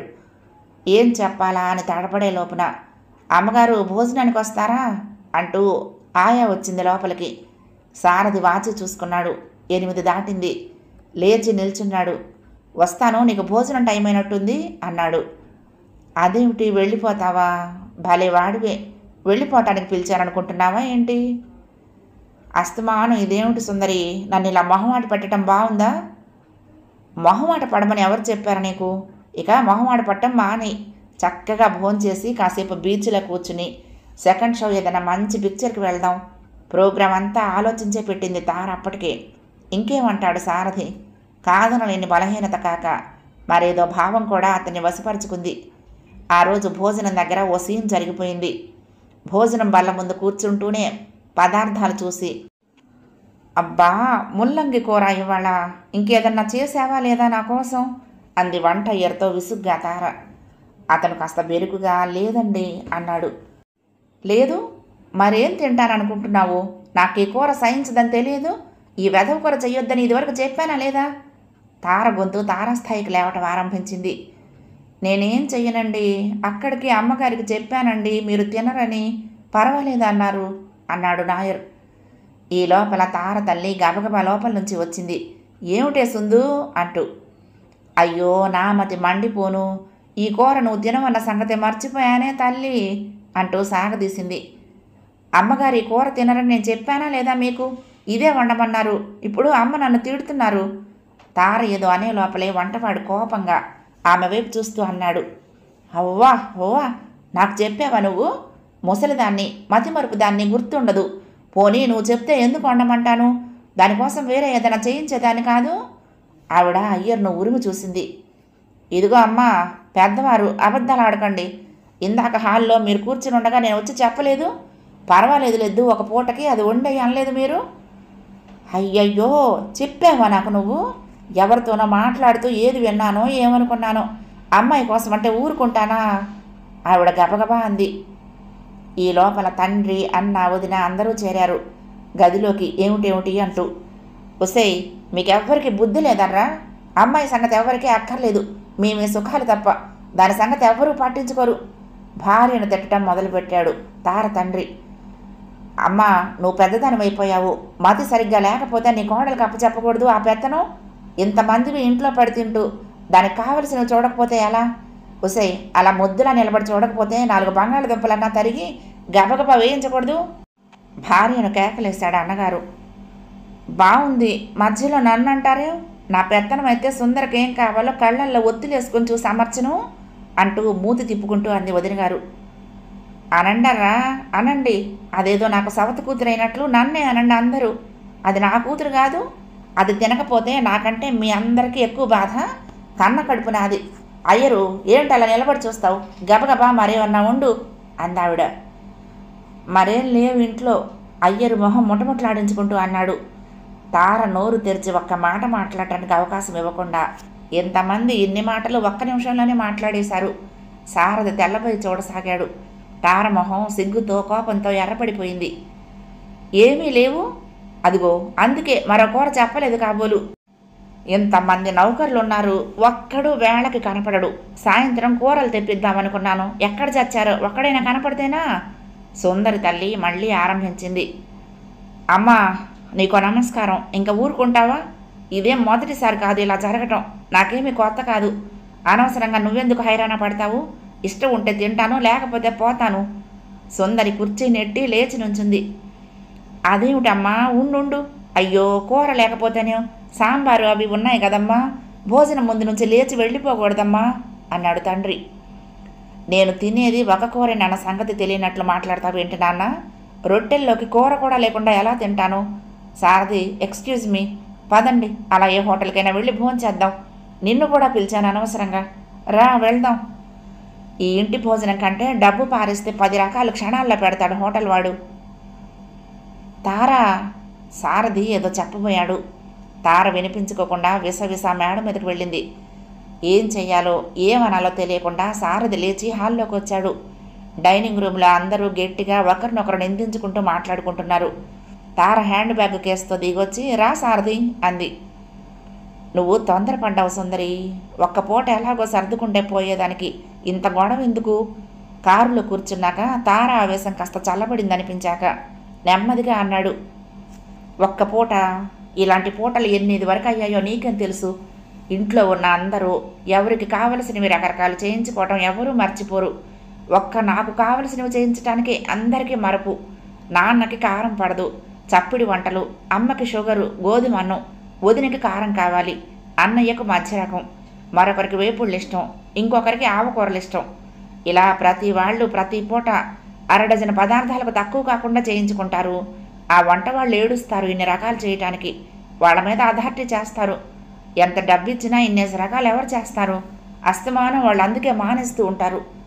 అప్పుడు ఇంతమంది ఉన్న ఒక్కరు ఒక్క పూట ఉండరు తెలుసా? సరే పోని, ఎవరికి కావలసినవి వాళ్ళని చేయించుకోవద్దని అనలేదు. నాకు కావలసినవి ఆ పాటి చూడకూడదా అన్నదే నా బాధ. చూసావుగా ఇంట్లో రాద్ధాంతం, ప్రతి విషయాలకి ఇలాగే జరుగుతుంది సీను. ఆఖరికి మళ్ళీ మామూలు రేపటి నుంచి. ఇదేం మొదటిసారి కాదు నాకు ఈ అనుభవం. తార కసిగా అంది. సుందరి ఇది వరకు చెప్పినట్లే జరగటం కళ్ళారా చూశాక తారదే తప్పని లేకపోయాడు సారథి. హోటల్ దాస్ ప్రకాష్లోకి కారు పోనిచ్చింది తార. హోటల్ అంతా దేదీప్యమానంగా వెలిగిపోతోంది. తార కారు దిగి లోపలికి అడుగు పెడుతూ ఉండగానే మేనేజర్ సంభ్రమంగా లేచి ఎదురొచ్చి నమస్కారం చేసి లోపలికి ఆహ్వానించాడు. రూఫ్ గార్డెన్లో టేబుల్ అరేంజ్ చేయించండి, ఎవరూ లేకుండా ఉండే చోటుంటే మంచిది అంది తార. చకచక ఆమె ఆజ్ఞ పాటించడానికి ఆర్డర్ వెళ్ళింది. మేనేజర్ వినయంగా మాట్లాడుతూనే పైకి తీసుకువెళ్ళాడు. ఎవరో 2-3 టేబుళ్లను ఆక్రమించుకుని కూర్చుని ఉన్నారు భోజనాలు చేస్తూ. వారంతా వచ్చి చాలాసేపు అయింది, వెళ్ళిపోతారు, ఇక్కడ కూర్చోండి, మీకేం ఇబ్బంది ఉండదు అన్నాడు మేనేజర్. సర్వర్లు చకచక టేబుల్ అమర్చారు. ఒక్కొక్కటి సర్వ్ చేయటం ఆరంభించారు. అన్నీ తీసుకొచ్చి పెట్టేయండి ఒక్కసారే, మీరు వెళ్ళండి, పాపం మీకు పని ఉండదు, నాకు ఇంకేం అక్కర్లేదులేండి అంది తార. మేనేజర్ మరొకసారి నమస్కారం చేసి వెళ్ళిపోయాడు. సర్వర్లు దూరంగా వెళ్ళిపోయారు. అమ్మయ్య, ఇంకా హాయిగా భోంచేద్దాం. ఆరంభించు, ఇంటికంటే గూడి పదిలమని. చూసావా, డబ్బు పారేస్తే ఎన్ని రకాలు అమర్చారో. ఇక్కడ డిషెస్ కూడా బాగుంటాయి. ఎప్పుడన్నా ఇలా ఇక్కడికే వస్తూ ఉంటాను నేను. మేనేజర్ మంచివాడు, నేను రాగానే స్పెషల్గా మరికొన్ని వడ్డిస్తాడు. అన్ని రకాలు మనం ఎక్కడ తినగలం? భోంచేస్తూ తార మాట్లాడుతూనే ఉంది. తార వెంట ఉన్న తనను మేనేజర్ ఎలా యగాదిగా ఎవరి కొత్త పెట్ట అన్నట్టు చూసినట్టు, దూరంగా సర్వర్లు తమ వైపే చూసి నవ్వుకుంటూ మాట్లాడుకుంటున్నట్లు అనిపించింది సారథికి. ఒక్కరితివే వస్తూ ఉంటావా ఇక్కడికి, ఫ్రెండ్స్తో వస్తావా అడిగాడు. ఏమో, ఎవరన్నా ఆ వేళకి వెంట ఉంటే సరే, లేకపోతే ఒక్కరితినే. సాధారణంగా ఒక్కదాన్నే వస్తాను. ఏం అంది. ఏం లేదు, ఊరికే అడిగాను, అందుకే కాబోలు ఈరోజు అందరూ తనను అలా చూస్తున్నారు కుతూహలంగా అనుకున్నాడు. ఫలానా తార ఇంట్లో తరచూ కనిపించే ఆ యువకుడు ఎవరు అంటూ క్వశ్చన్ మార్కులు సినిమా పత్రికలు కురిపిస్తాయి కాబోలు. తార వెంట వెళ్ళి పత్రికల్లో తన పేరు ఎక్కినందుకు గర్వించాలా, సిగ్గుపడాలా? ఏమిటి సారథి ఆలోచిస్తున్నావు? ఏం లేదు అన్నాడు సారథి. తను మరీ అనవసరంగా ఎక్కువ ఆలోచించేస్తున్నాడు. భోంచేశాక ఓ అరగంట బీచ్లో కూర్చున్నాక సినిమాకి వెళ్దామా? సోనెక్కి చిడియా అని హిందీ పిక్చర్. పాతదే అనుకో, నేను చూడలేదు. ఆ పిక్చర్ ఓ సినీ తార కథేట. నూతన్ చాలా బాగా యాక్ట్ చేసిందిట అంది తార. సారథి చూడలేదా సినిమా? పద, సినిమా అంటే ఎప్పుడూ రెడీ మనం అన్నాడు లేచి నుంచుంటూ. ఆ సినిమా చూస్తున్నంతసేపు చూసావా అచ్చు నా కథలాగే లేదు? చూసావా డబ్బు కోసం తల్లిదండ్రులు అన్నదమ్ములు సైతం ఎలా మారిపోతారో? చూసావా నేను చెప్తే నమ్మావా? ప్రేమించాను అన్నవాడు కూడా ఆ తార డబ్బు లేదు అనగానే ఎలా తప్పుకున్నాడో చూసావా? నేను చెప్పలేదు? ఎవరన్నా నన్ను పెళ్లి చేసుకుంటే డబ్బు కోసమే అని చెప్పానా లేదా? అబ్బా ఎంత బాగుంది సినిమా, నాకదే తీసినట్టున్నారు అంటూ ఎగ్జైట్ అయిపోతూ తార మాట్లాడుతూనే ఉంది. కళ్ళ నీళ్లు తుడుచుకుంటోంది మధ్య మధ్య. ఇంకా నా కథ కొంత నయమే, కొట్టేంతవరకు రాలేదు మా వాళ్ళు. ఏమో అది జరుగుతుందేమో. అలా నా జీవితంలోకి నన్నుగా ప్రేమించే మనిషి ఎప్పటికైనా వస్తాడంటావా? సినిమా జరుగుతున్నంతసేపు ఎమోషనల్గా మాట్లాడుతూనే ఉంది తార. ఆ సినీ నాయక కథకి సారథి కూడా చెల్లించాడు. వండర్ఫుల్ పిక్చర్, చాలా బాగుంది కదూ అన్నాడు. నెమ్మదిగా అంటావేమిటి? Hats off to Nutan. నిజంగా ఇలా జరగబట్టే కదా సినిమా వచ్చింది. నాలాంటి వాళ్ళు కొందరన్నా ఇంకా నా తోడుగా ఉన్నారంటే నాకేదో ఓదార్పు అనిపిస్తుంది అంది కారులో నవ్వుతూ తార. చాలా బాగా గడిచింది ఈ సాయంత్రం. అప్పుడప్పుడు ఇలా తిరిగి వస్తుందాం అంది తార సారథిని డ్రాప్ చేస్తూ. షూర్ అన్నాడు సారథి. ఆ తర్వాత సారథి తార చాలా సాయంత్రాలు రాత్రుల్లో అనుకున్నట్టే సినిమాలకు, షికార్లకు, బీచ్కి, హోటళ్లకు తిరిగారు. తార వెంట వీలున్నప్పుడల్లా షూటింగులకు కూడా వెళుతూ ఉండేవాడు సారథి. 6 నెలల్లో తార సారథి చాలా సన్నిహితులయ్యారు. రోజులు చాలా తొందరగా గడిచిపోతున్నాయి నువ్వు వచ్చాక అనేది తార. తారతో పరిచయం అయ్యాక ఆమె వెంట సినిమాలకు, పార్టీలకు, పిక్చర్ ప్రివ్యూలకు వెళుతూ ఉండటం బాగానే ఉందనిపించింది సారథికి.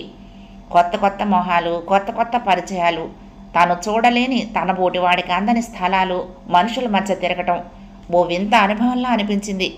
తార వెంట ఉన్న సారథికి ఆమెతో పాటు మర్యాదలు ముట్టేవి.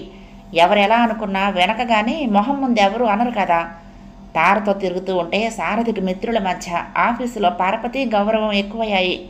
అంత ప్రముఖ నటితో తిరిగే అతని అదృష్టానికి అసూయపడేవారు కొందరు, అభినందించేవారు మరికొందరు. మాకొకసారి ఆమెను చూపించవా అని కూడా అడిగేవారు. నటిగా ఆమెను అభినందిస్తూ మాట్లాడే వారందరూ కూడా వ్యక్తిగా ఆమెను గురించి రకరకాలుగా మాట్లాడుతూ ఉంటే, గౌరవం ఇవ్వకుండా అది ఇది అంటూ చర్చిస్తూ ఉంటే, అలాంటప్పుడు అనేవాళ్ళను ఏం అనలేక, అవి వినలేక బాధపడేవాడు సారథి. ఆమె గురించి అలా మాట్లాడేవారందరూ తన వెనక ఆమెతో తిరిగే తన గురించి నీచంగా, హేళనగా మాట్లాడుతున్నారేమో అనిపించేది. ఏమైనా తార కంపెనీ, తార స్నేహం వదులుకోవటం, దూరం చేసుకోలేని బలహీనతో బంధము అతన్ని కట్టేసింది. తార గ్లామర్కి అతను లోబడ్డాడని చెప్పక తప్పదు. అతను ఊహించినట్లే సినీ పత్రికలలో పేరు చెప్పకుండా ప్రఖ్యాత నటీమణి కాబోయే భర్త ఎవరో తెలుసా? ఫలానా ఎవరో తారతో తిరిగే అతనికి ఆమెకు సంబంధం ఏంటి? ఓ ప్రముఖ నటీమణి విహారాలు మొదలైన ప్రశ్నార్థకాల శీర్షికలు మీకు తెలుసా అంటూ వార్తలు పత్రికల్లో పడటం ఆరంభించాయి. కొన్ని పత్రికలైతే పబ్లిక్గానే నయనతార పెళ్లి భోజనం త్వరలోనే తినొచ్చు, వివాహం అయ్యాక నటిస్తుందా మానేస్తుందా అంటూ వ్యాఖ్యానించేవి. ఆ ఫలానా తార ఎవరో, ఆమెతో తిరిగేది తానేనని సారథికి ఆ పత్రికల్లో వార్తలు తెలిసేసరికి కొన్నాళ్ళు పట్టింది. ఫ్రెండ్స్ అందరూ హాస్యాలు, వేళాకోళాలు ఆరంభించాక స్పష్టంగా తెలిసింది. తెలిసాక సిగ్గు, అభిమానం, ఎవరి మీద చూపించాలో తెలియని కోపం అన్నీ కలిసి సారథి మనశ్శాంతిని హరించాయి. ఆ రోజు తారింటికి వెళ్ళినప్పుడు, చూసావా పత్రికల్లో ఎలా రాస్తున్నారో, మన గురించే కాదు అని అడిగాడు. తార అవన్నీ చదువుతుందో లేదో, చదివితే అంత నిర్వికారంగా ఎలా ఉండగలుగుతుందో అర్థం కాలేదు సారథికి. మగాడు, తనకే ఈ వార్తలు ఇంత అలజడి కలిగించాయి కదా, తార బాధపడటం లేదా? ఈమెకు తెలియదేమో, చదవలేదేమో అన్న అనుమానంతో ఆ ప్రసక్తి కావాలని తెచ్చాడు సారథి. తార నిర్లక్ష్యంగా నవ్వింది. రాయని రాసుకుంటారు, అంతకంటే మన్నేం చేస్తారు అంది అతి మామూలుగా. సారథి తెల్లబోయి చూశాడు. ఇలాంటి మాటలన్నీ లెక్క చేస్తే అయినట్లే. రోజుకి 190 వార్తలు రాస్తూ ఉంటారు మా గురించి. ఇదిగో పూలంటే అదిగో తోక అనేసి. అసలు ఉన్నదానికి పోలిక లేని వార్తలు వెలువరిస్తాయి ఈ పత్రికలు. తమ పత్రికలు అమ్ముకోవటానికి ఏవో ఇలాంటి వేడివేడి తాజా వార్తలు ప్రచురిస్తూనే ఉంటారు. ఎన్నని పట్టించుకుంటాం మేము? ఎన్నింటికని బాధపడగలం? అలవాటైపోతుంది ఇలాంటివన్నీ చదవటం. నవ్వుతూ అంది తార. నిజమే, ఇప్పుడు ఇన్వాల్వ్ అయ్యింది తను కాబట్టి బాధపడుతున్నాడు. కానీ ఇదివరకు తను ఇలాంటి వార్తలు ఇంట్రెస్టింగ్గా చదివిన వాడే. ఫ్రెండ్స్ మధ్య తారల గురించి చర్చించిన వాడే. ఫలానా తార ఎవరితో తిరుగుతుందో, ఏ ఏ తార ప్రియులు ఎవరో, వారి ప్రణయ గాథలు వగైరాలన్నీ చాలాసార్లు చదివాడు. అంతదాకా ఎందుకు? ఈ నయనతార గురించి చదివినట్లే గుర్తు. ఇందులో నిజానిజాలెంతో ఆ భగవంతుడికే తెలియాలి. ఎవరితోనన్నా ఏ సినిమాలోనో ఏ హోటల్లోనో టిఫిన్ తింటూ కనిపించినా, ఎవరి కారులో కనిపించినా, ఏ హీరోతోనో కాస్త సరదాగా నవ్వుతూ మాట్లాడినా ఊహాగానాలు చేసి రాసేస్తూ ఉంటారు. అలాంటిది మనం ఇద్దరం క్లోజ్గా షికార్లో సినిమాలో తిరుగుతున్నాం. అలాంటప్పుడు రాయకుండా ఉంటారా? అంది తార మళ్ళీ. అదోలా ఉన్న సారథి మొహం చూస్తూ, ఎందుకలా ఏదో కొంప మునిగినట్లు మొహం పెట్టావు? ఇవన్నీ లెక్క చేస్తున్నావా? బాధపడుతున్నావా? సారథికి ఏమనాలో అర్థం కాలేదు. నీ పేరు రాయలేదుగా సారథి, నీవేనని ఎవరికి తెలియదులే, భయపడకు అంది. తెలియకపోవటం ఏంటి? ఆఫీసులో ఊర్లో ఫ్రెండ్స్ అందరికీ తెలుసు, ఎర్రబడ్డ మొహంతో అన్నాడు సారథి. అయితే ఏమిటంటావు? చిన్నతనంగా ఉందా? నాతో తిరిగి చెడ్డ పేరు తెచ్చుకున్నానని బాధపడుతున్నావా? తార అతని వంక పట్టి పట్టి చూస్తూ అంది. సారథి జవాబు చెప్పలేకపోయాడు. మగాడివి, నీకెందుకు ఈ బాధ? ఏం ఇలాంటి దాంతో తిరిగితే పెళ్లి కాదని భయమా ఏంటి? బెంగెట్టుకోకు. అంతగా నీకు పెళ్లి కాకపోతే నేను చూస్తూ ఊరుకోనులే హాస్యంగా అంది. సారథి మొహం మరింత కందింది ఆ హాస్యానికి. ఆ పూట ఎందుకో ఎప్పట్లా సరదాగా మాట్లాడలేకపోయాడు తారతో. ఆమె చెలోక్తుల్ని ఆనందించలేకపోయాడు. అలా ఓ గంట కూర్చుని రూమ్కి వచ్చేశాడు, తార ఎంత ఆపినా ఆగకుండా. నెల రోజులు గడిచాయి. ఆ నెల తార దగ్గరికి వెళ్ళలేదు సారథి. వెళ్లకుండా ఉండటానికి చాలా ప్రయత్నం చేశాడనే చెప్పాలి. ఎందుచేతో తార కూడా ఓ 15 రోజులు ఫోన్ చేయలేదు. తర్వాత ఫోన్ చేసింది, రావటం లేదేంటి అంటూ. ఏవేవో కుంటి సాకులు చెప్పి తప్పించుకున్నాడు. వస్తానని 2 సార్లు చెప్పి వెళ్ళటం మానేశాడు. అలా ఒక నెల గడిచిపోయింది. అసలు తారని తానెందుకు తప్పించుకుంటున్నాడో తనకే అర్థం కాలేదు సారథికి. అసలు తార పట్ల తనకే భావం ఉందో కూడా ఎన్నాళ్ళు గడిచినా సారథికే అంతుపట్టలేదు. తార మీద తన భావం తనకే అర్థం కాకపోయినా తన మీద తారకి ఏం భావం ఉందో చాలా సందర్భాల్లో గ్రహించగలిగాడు. అందుకే వెళ్ళటం మానేయాలనే నిర్ణయానికి వచ్చాడు. తార తనను ప్రేమిస్తుందా? తనని కోరుతుందా? అందుకేనా తనని రమ్మనటం? అందుకేనా తనని ఆహ్వానించటం? తార చనువులో అర్థం ఇదేనా? ఏం లేకపోతే తన మీద ప్రత్యేక అభిమానం ఎందుకు చూపుతుంది? ఇంతమంది ఉండగా ఎంతెంతమందో ఆమె కోసం ఆరాటపడేవాళ్ళు ఉంటారు. వాళ్ళందరి మీద లేని ప్రత్యేక ఇంట్రెస్ట్కి అర్థం ఏంటి? తన కోసం ఫోన్ల మీద ఫోన్లు చేయటం, రాకపోతే కార్లు పంపుతూ ఉండటం, తను రాగానే ఆమె ముఖం వికసించటం, కళ్ళల్లో వెలుగుకు అర్థం ఏంటి? తనని కార్లలో ఎందుకు తిప్పుతుంది? తన కంపెనీ ఎందుకు కోరుతుంది? నిన్ను చూస్తే ఎవరు ఆప్తుడిని చూసినట్లు ఉంటుందని పదే పదే ఎందుకు అంటుంది? తనతో ఎన్నిసార్లు హాస్యానికి అన్నట్టే అంటూ పెళ్లి ప్రసక్తి ఎందుకు తెస్తుంది? పెళ్లి చేసుకోవా ఏంటి సారథి? ఏం అమ్మ ఎవరు దొరకలేదా? ఎవరూ లేకపోతే అక్క మొగుడే గతి అన్నారు. అలా నేనున్నానులే, భయపడకు. సారథి, నీ కాబోయే భార్య ఎలా ఉండాలనుకుంటున్నావు? అందానికి ప్రాముఖ్యం ఇస్తావా? డబ్బుకా? మనసుకా? నీకేం కావాలి? పెళ్లి చేసుకో సారథి. బెండకాయ ముదిరినా బ్రహ్మచారి ముదిరినా పనికిరాదు. సారథి, ఒకటి అడుగుతాను చెప్తావా? ఆ రోజు అదే సుందరిగా నీ దగ్గరకు వచ్చి పెళ్లి చేసుకోమని అడిగిన రోజున ఏమనుకున్నావు? ఒకవేళ ఇప్పుడు తారగా అదే ప్రశ్న అడుగుతాననుకో. ఆహా, అనుకో సరదాకి. అబ్బా, ఊరికే అడుగుతున్నాను, ఏం జవాబు చెప్తావు? అదే చెప్తావా? ఇలాంటి మాటలు ప్రశ్నలు ఎన్నోసార్లు ఎందుకు వేస్తుంది? జవాబు చెప్పలేక తడబడే తనను మళ్ళీ హాస్యానికి అన్నానులే అని నవ్వే తారను గురించి ఏమనుకోవాలి? ఇంట్లో గొడవలు, ఇంటి రహస్యాలు, తన ఆవేదనలు, బాధలు అన్నీ ఎందుకు విప్పి చెప్తుంది తనతో? డబ్బు కోసం చూడక తనను తానుగా ప్రేమించే మనిషి కోసం చూస్తున్నానని చెప్పిందే. ఎందుకు తనతో చెప్పడం? తన పక్కన కూర్చున్నప్పుడు కారులో, సినిమాలో ఎన్నెన్నిసార్లు తనని కావాలని తాకుతూ ఉండటం కనిపెట్టలేనంత అమాయకుడు కాదు తాను. తన కోసం ప్రత్యేకంగా అలంకరించుకోవటం, తనను కొంటెగా కవ్విస్తూ చూడటం లాంటి వాటికి అర్థాలు తెలుసుకోలేనంత మూర్ఖుడా తాను. ఇవన్నీ ఏం చెప్తున్నాయి? తార తనను ప్రేమిస్తుందని తెలియచెప్పటం లేదు. పదే పదే ఈ ప్రశ్నలు సందేహాలు వచ్చేవి సారథికి. అయితే ఇవన్నీ అనుమానాలు తప్ప స్పష్టంగా తారెప్పుడు తనని అడగలేదు. అడిగితే తనేం జవాబు చెప్తాడో ఏం చెప్పాలో కూడా సారథికి తెలియటం లేదు. తారంటే ఏదో అభిమానం ఉంది, ఆమెతో తిరగటం, ఆమె కంపెనీతో బాగానే టైం గడిచిపోతుంది అన్న భావం, ఆమె గ్లామర్కు ఆకర్షితుడవటం, వీటిని ప్రేమంటారా? కాదు అన్నది సారథికి తెలుస్తుంది. తారతో తిరుగుతున్నా తార కావాలని, ఆమెను చూడకపోతే ఉండలేని స్థితి ఎప్పుడూ రాలేదు. ఆమె సమక్షంలో పారవస్యం, ఆమెను చూసినా తాకినా తనలో ఏ వికారమో ఏ అలజడి కలగలేదు ఎప్పుడు. తన మగ ఫ్రెండ్స్తో సినిమాకి వెళ్తే వాళ్ళ కంపెనీ ఎలా ఎంజాయ్ చేస్తాడో అలాగే అనిపించేది తార కంపెనీ కూడా. ఎటొచ్చి ఈమె ప్రఖ్యాత నటీమణి కనుక అలాంటి ఆమె పక్కన తను ఉండటం తనకి ఏదో ప్రత్యేకతను ఆపాదించినట్లు భావించడం మినహా మరో భావం కలగలేదు. తామిద్దరూ ఏకాంతంగా ఎన్నోసార్లు గడిపారు. తను కావాలంటే ఎన్నో అవకాశాలు ఉండేవి. కానీ ఎప్పుడూ ఆ భావన తన మనసులో జొరబడలేదంటే ఇంకా ప్రేమకు తావెక్కడుంది?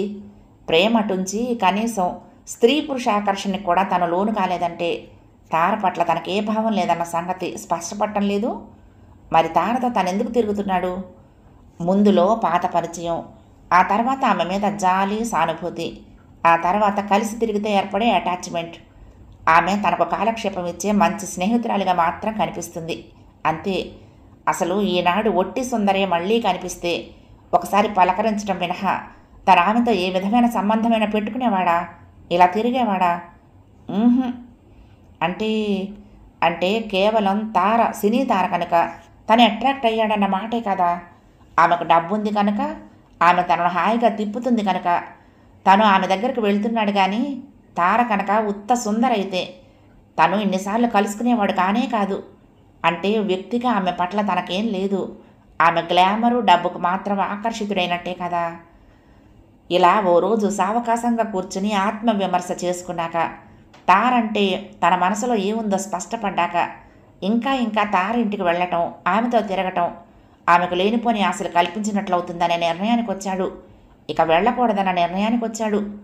ఆమెతో ఈ తిరుగుడు తన భవిష్యత్తుకే నష్టం అవ్వచ్చు. తార కోరితే ఆమెను తను పెళ్లి చేసుకోగలడా? ఆమెకు అందం లేదు. కేవలం అందమే కాదు, చూడటానికి వికారంగా కూడా ఉంటుంది. కేవలం బాహ్య సౌందర్యాన్ని కోరకపోయినా బొత్తిగా చూస్తూ చూస్తూ తార లాంటి దాన్ని వివాహం ఆడగలడా? పెళ్లి చేసుకుంటే ఆమె అన్నట్టు ఆమె సంపాదన, గ్లామర్, డబ్బు చూసి చేసుకోవాలి తప్ప ఏమీ లేదు. కేవలం ఆమెను ఆమెగా మాత్రం వివాహం ఆడలేడన్నది నిశ్చయం. అలాంటప్పుడు మనసులేని ఈ పెళ్లి చేసుకోవటం ఆమెకు అన్యాయం చేయటమే కాక తనకు తాను అన్యాయం చేసుకోవటం కూడా అవుతుంది. పెళ్లి చేసుకొని తారన్నట్లు ఆ ఇంట్లో మనుషులతో పాటు జామ అయ్యి ఆమె సంపాదన కోసం లేని ప్రేమ నటించటం ఆమె పట్ల అన్యాయమే అవుతుంది. సారథి చాలా గట్టిగా తారతోటి పరిచయం ఇంకా ఇంకా పెరగనీయకూడదన్న నిర్ణయానికి వచ్చాడు. కానీ తార సారథి ఈ నిర్ణయాలను నిలవనీయలేదు. ఒక్క 15 రోజులు ఫోన్ చేయలేదు. ఒక్క నెల రోజులు ఆమె దగ్గరకు వెళ్లకుండా తప్పించుకోగలిగాడు. ఒకరోజు తార ఫోన్ చేసింది, ఎందుకు రావటం లేదంటూ. పని ఉంటుంది తార, నిష్కర్షగా చెప్పలేక అబద్ధం ఆడాడు. అబద్ధం ఆడకు సారథి, ఇన్నాళ్ళు లేని పని ఇప్పుడు ఎక్కడి నుంచి వచ్చింది? 2 రోజులు కానీ నెల రోజుల పని ఉంటుందా? చెప్పు, నిజం చెప్పు, పర్వాలేదు అంది. క్షమించు సుందరి, రాలేను అన్నాడు. అదే ఎందుకు? ఏం జరిగింది? నా వల్ల ఏమైనా పొరపాటు జరిగిందా? ఆదుర్ద ధ్వనించింది ఆమె గొంతులో. అబ్బే అదేం కాదు, సారీ, కారణం అడక్కు. మనిద్దరు ఈ పరిచయం ఇంకా పెరగటం మంచిది కాదని నా ఉద్దేశం. అంటే పత్రికల్లో ఏదో రాశారని బాధపడుతున్నావా?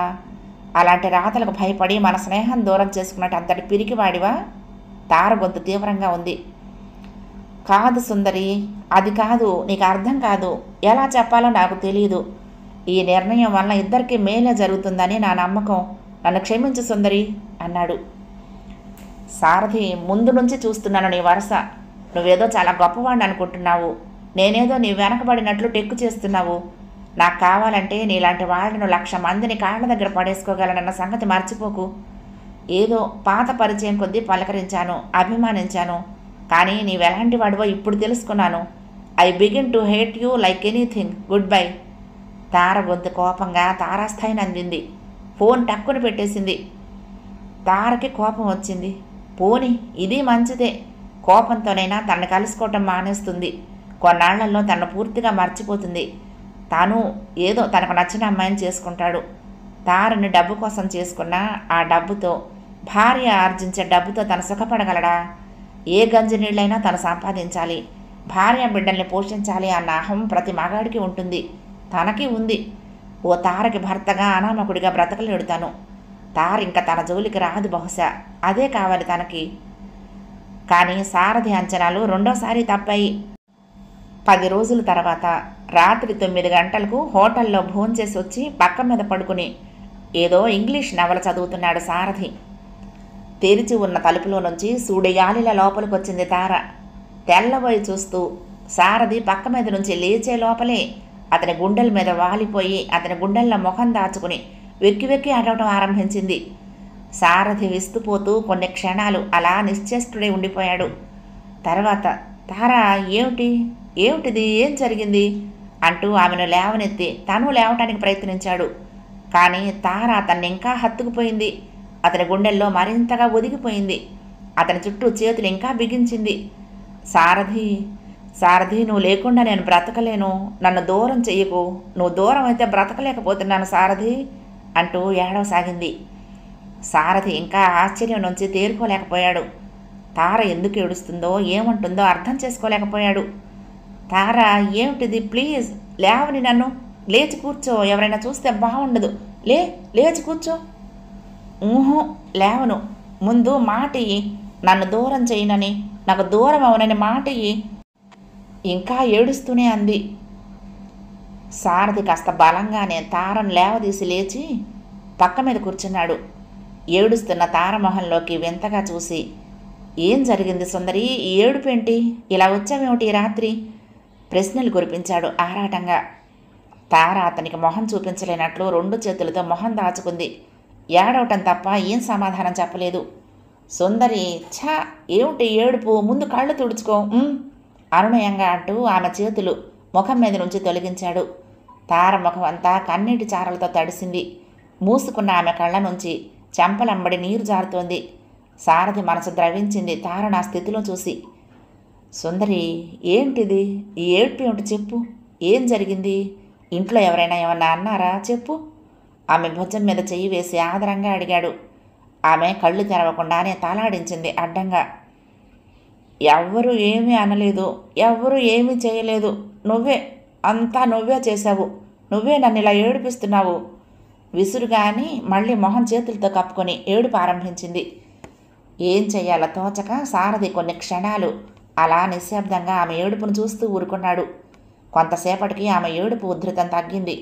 ముఖం మీద నుంచి చేతులు తీసింది. కళ్ళు తెరిచి తననే చూస్తున్న సారథి వంక చూడకుండానే పమిటితో కళ్ళు మొహం తుడుచుకుంది. సారీ, నిన్ను డిస్టర్బ్ చేసినట్టున్నాను, క్షమించు అంటూ పక్క మీద నుంచి దిగి లేచి నిల్చుంది. సిల్లీగా బిహేవ్ చేశాను, ఏం అనుకోకు అంది అదోలా. అసలు ఇదంతా ఏంటి సుందరి? నాకేం అర్థం కావటం లేదు విస్మయంగా అడిగాడు. తార కఠినంగా నవ్వింది. అవును, నీలాంటి కఠినులకి హృదయం లేని మనుషులకి అర్థం కాదని నాకు తెలుసు. అందుకే ఇది తెచ్చాను. అప్పటికైనా అర్థమవుతుందేమో చూడు. అర్థమైతే జవాబు రాయి అంటూ హ్యాండ్ బ్యాగ్ నుంచి ఒక కవర్ తీసి సారథి చేతిలో పెట్టి గబగబా బయటికి వెళ్ళిపోయింది. సారథి తేరుకుని సుందరి ఆగు అంటూ గుమ్మం దగ్గరికి వెళ్ళేసరికి ఆమె కారు కదిలింది. ఆరాటంగా సారథి చేతిలో కవర్ చించాడు. సారథి, నీవు లేక నేను బ్రతకలేనని ఈ నెల రోజులు స్పష్టం చేశాయి. నా మనసేమిటో నేనేమిటో అప్పుడు గ్రహించలేకపోయినా మనం కలిసి తిరిగిన ఇన్ని రోజుల్లో నువ్వు గ్రహించలేకపోతే ఇంకేం చెప్పగలను? చెప్పకపోతే తెలియనట్లే నటించే నీ గడుసుతనాన్ని, నీ పురుషాహంకారాన్ని క్షమించలేకపోతున్నాను. కేవలం ఈ నటనకి అహంకారం ఒక్కటే కారణమైతే నీవే గెలిచావు. ఈ ఉత్తరం నేనే రాశాను గనక ఇంకా అహంకారానికి అర్థం లేదు. అలా కాక ఇదివరకు సుందరిగా అడిగినప్పుడు ఏం జవాబిచ్చావో ఇప్పుడు అదే జవాబు మరోసారి ఇస్తే నేనేమవుతానో ఎలా చెప్పను? ఇంతకంటే ఏం రాయను? నీ జవాబు మీద నా భవిష్యత్తు ఆధారపడి ఉంది. ఎదురు చూస్తూ ఉంటాను. నన్ను నరకం నుంచి తప్పిస్తావన్న ఆశతో నీ జవాబు కోసం ఎదురు చూస్తూ నీ సుందరి. ఉత్తరం చదివి ఏదో పెద్ద ఆపద నెత్తిన పడిన వాడిలా సారథి దిగాలు పడి అలా కూర్చుండిపోయాడు. ఉత్తరం చిన్నదే, భావం పెద్దది. ఏం జవాబు రాయటం? ఇలాంటిదేదో తప్పదని ఎదురు చూసిన క్షణం రాని వచ్చింది. పాపం సుందరి, తనేం చెయ్యాలి? ఏమని జవాబు ఇవ్వాలి? ఆ రాత్రి ఒక్క క్షణం కూడా నిద్రపట్టలేదు సారథికి. ఎంత ఆలోచించినా తారకేం జవాబు ఇవ్వాలో అంతుపట్టలేదు. అతని ఆలోచనలు, అతని మనసు అవును కాదు మధ్య ఉయ్యాలలుగాయి. హాయిగా బోలెడు డబ్బు. ఈ జీతంతో తను ఎన్ని జన్మలు ఉద్యోగం చేసినా సంపాదించలేని డబ్బు. డబ్బుతో పాటు తను ఈ జన్మలో పొందలేని సుఖాలు. వాటి మధ్య తను, తార. ఇంట్లో బంధువులందరితో పాటు తను ఒకడు. తార సంపాదన మీదే దృష్టి. అనామకుడిగా, నటీమణి భర్తగా ఆమె వెనుక తిరిగే తనను అందరూ చూసి చాటుగా హేళనగా నవ్వటం. డబ్బు కోసం తాను వారిని పీడించటం. తారకి తనకి డబ్బు వలన మనస్పర్ధలు. తార తనను హేళనగా చూడటం. ఇంట్లో వాళ్ళందరితో పాటు తనను అసహించుకోవటం. తాను డబ్బుకు దాసోహం అయిపోవటం. డబ్బు కోసం తార అడుగులకు మడుగులొత్తటం. తార గది నుంచి ఎవరో ప్రొడ్యూసర్లు, నటులు రావటం. తను చూసినప్పుడు ఎర్రబడ్డ తార మొహం. ఆ ఎర్రదనం తను అలా చూడటం వల్ల వచ్చిందో, నిజంగా తప్పు చేసినందువల్ల వచ్చిందో అప్పుడు గ్రహించలేని తను. పెళ్ళయ్యాక అవన్నీ చూస్తూ తప్పుకుని ఏమీ తెలియనట్లు వెళ్ళిపోగలడా? 2-3 సార్లు ఆమె మాటల తడబాటు, ఆ నిష అన్నీ స్వయంగా చూసిన దృశ్యాలు. పత్రికలలో నటీమణుల గురించి రాసే వార్తలు నిజాలా అబద్ధాలా? నిజం కాకపోవటం ఏమిటి? తార పుట్టిన రోజున అందరూ తారని భుజాల చుట్టూ చేతులు వేసుకు కౌగిలించుకోవటం, బొగ్గల మీద ముద్దులు పెట్టుకోవటం. ఏది మామూలు ఆడదాని మీద అలా చేతులు వేస్తారా ఎవరైనా? తార ఫోన్లో మాటలు, ఒకసారి హీరో శామ్ తార స్టూడియోలో ఆడుకునే హాస్యాలు మాటలు, మరొకసారి స్టూడియోలో తార వినటం లేదని ప్రొడ్యూసర్ మేకప్ మ్యాన్తో హీరోయిన్ గారికి కట్టవయ్యా అన్న మోటు మాటలు, షూటింగులో ఒక్కొక్కసారి వచ్చి మొహము భుజాలు అటు ఇటు తిప్పటం, చీర కొంగులు సర్దటం, ఇవన్నీ హీరోయిన్ మొగుళ్ళు భరించాల్సిందేనా? సుందరి తార కావటానికి ముందు తనకు తెలియని నిజాలు ఇంకా ఏమున్నాయో. ఈ ఎక్స్ట్రా సప్లయర్ సుందరిని ఊరికే అన్నాళ్ళు ఉంచుకున్నాడా ఇంట్లో? సుందరిని ఆ మొదటి ప్రొడ్యూసర్లు, డైరెక్టర్లు ఊరికిన సినిమాల్లో ఛాన్స్ ఇచ్చేశారా? సినీ నటి కావాలంటే అందరూ అనుకునేవన్నీ త్యాగాలు చేయాలా? ఆ మాటల్లో నిజం ఉందా? ఉంటే తనకెందుకు, లేకపోతే తనకెందుకు? 1,00,000 అనుమానాలు, 1,00,000 దృశ్యాలు కళ్ళ ముందు కదిలిపోయాయి రాత్రంతా. ఓసారి అయ్యో పాపం, తార తనను నిజంగా ప్రేమించింది. తార అమాయకురాలు. ఆ ఇంట్లో సుఖం శాంతి లేదు ఆమెకు. తనని డబ్బు కోసం కాక తనను తానుగా ప్రేమించే మనిషిని కోరుకుంటుంది. ఆ మనిషి తనవ్వాలని ఆమె ఆశ. ఆమె ఆశలను, కలలను నిర్దాక్షిణ్యంగా చీల్చేయటమేనా? భవిష్యత్తు మీద ఎన్నో ఆశలు పెట్టుకుని సిగ్గు బిడియం అన్నీ విడిచి తన దగ్గరకు వచ్చి కన్నీళ్లతో బ్రతిమలాడింది. నువ్వు లేకుండా బ్రతకలేనంది. ఇంతలా ప్రేమించే స్త్రీకి అందచందాలు ఉండాలా? మనసుంటే చాలదా? ముందే జీవితం గడిపిందా తనకెందుకు? ఇప్పటికీ ఆమె ప్రేమ చాలదా? తను కోరితే నట జీవితానికి స్వస్తి చెప్పేస్తుంది. కానీ ఓసారి డబ్బు రుచి మరిగాక ఆ మాట మీద నిలకడగా ఉంటుందా? అలా అన్న ఎందరో మళ్ళీ నటించడం ఆరంభించటం లేదు. డబ్బు డబ్బు దాని ముందు తన మాటకు విలువిస్తుందా? తను డబ్బుకు లొంగిపోకుండా తన జీతంతో సరిపెట్టుకోగలిగే నిబ్బరం ఉందా? కోరి తద్దినం తెచ్చుకోవటం కాదు, ఈ బెడద అంతా కౌగులించుకోవటం దేనికి? ఏ లేనింటి దాన్నో చేసుకుంటే తనకి ఓ భర్తగా గౌరవం లభిస్తుంది. తారను పెళ్ళాడితే తనన్నీ వదిలేసుకోవాలి. తారను, తార చేతల్ని ఆమోదించే హృదయ వైశాల్యం తనకుందా? అసలు తార మీద తనకే ప్రేమ లేదు. మరింక దేనికోసం ఈ పెళ్ళి? డబ్బు కోసమా? ఆమె మీద జాలిపడా? ఆమె మీద జాలితో తన జీవితం నాశనం చేసుకోవాలా? తారను పెళ్ళాడితే నాశనం అవుతుందా తన బ్రతుకు? రకరకాల ఆలోచనలతో సారథి బుర్ర వేడెక్కిపోయింది. పక్క మీద దొర్లి దొర్లి నిద్ర పట్టక తలుపు తీసుకుని బయటకు వచ్చి వరండాలో నిల్చున్నాడు. బయట పండు వెన్నెలు కురుస్తోంది చల్లగా. ఆకాశం నిండా లెక్కలేనన్ని తారలు మిణుకు మిణుకుమంటున్నాయి, అందంగా మెరుస్తున్నాయి. అలా చూస్తూ ఉంటే ఓ రోజు తార అన్న మాట గుర్తుకొచ్చింది. ఆకాశంలో మెలమెలలాడే అందమైన తారల్ని. అక్కడికి వెళ్ళి చూస్తే ఏముంది? గుంటలు, లోతులు తప్ప. మా బ్రతుకులు అంతే. ఎంత నిజం ఆ మాట! ఆ తారల్ని దూరం నుంచి చూస్తేనే వాటి అందం. అవి అందుకోవాలని ప్రయత్నించనంత వరకే వాటి మెలమెల. అందుకున్నాక ఏముంది? బుగ్గి, మన్ను, గుంటలు, గతుకులు. ఆకాశంలోని తారలను అందుకోవాలని ఆశించటం అవివేకం కదూ? అలా చాలాసేపు చూసి సారథి లోపలికొచ్చి లైటు వేసుకుని కాగితం కలం తీసుకున్నాడు. నవలిక సమాప్తం. ప్రియ సఖులు, ఈ నవలిక మీకు నచ్చితే తప్పకుండా లైక్ చేయండి, షేర్ చేయండి, కామెంట్ చేయండి, సబ్స్క్రైబ్ చేసుకుని నన్ను ఎంకరేజ్ చేయండి. ఉంటానండి. ప్రేమతో లక్ష్మి, కృష్ణాతీరం దుర్గమ్మ సన్నిధానం. నమస్తే.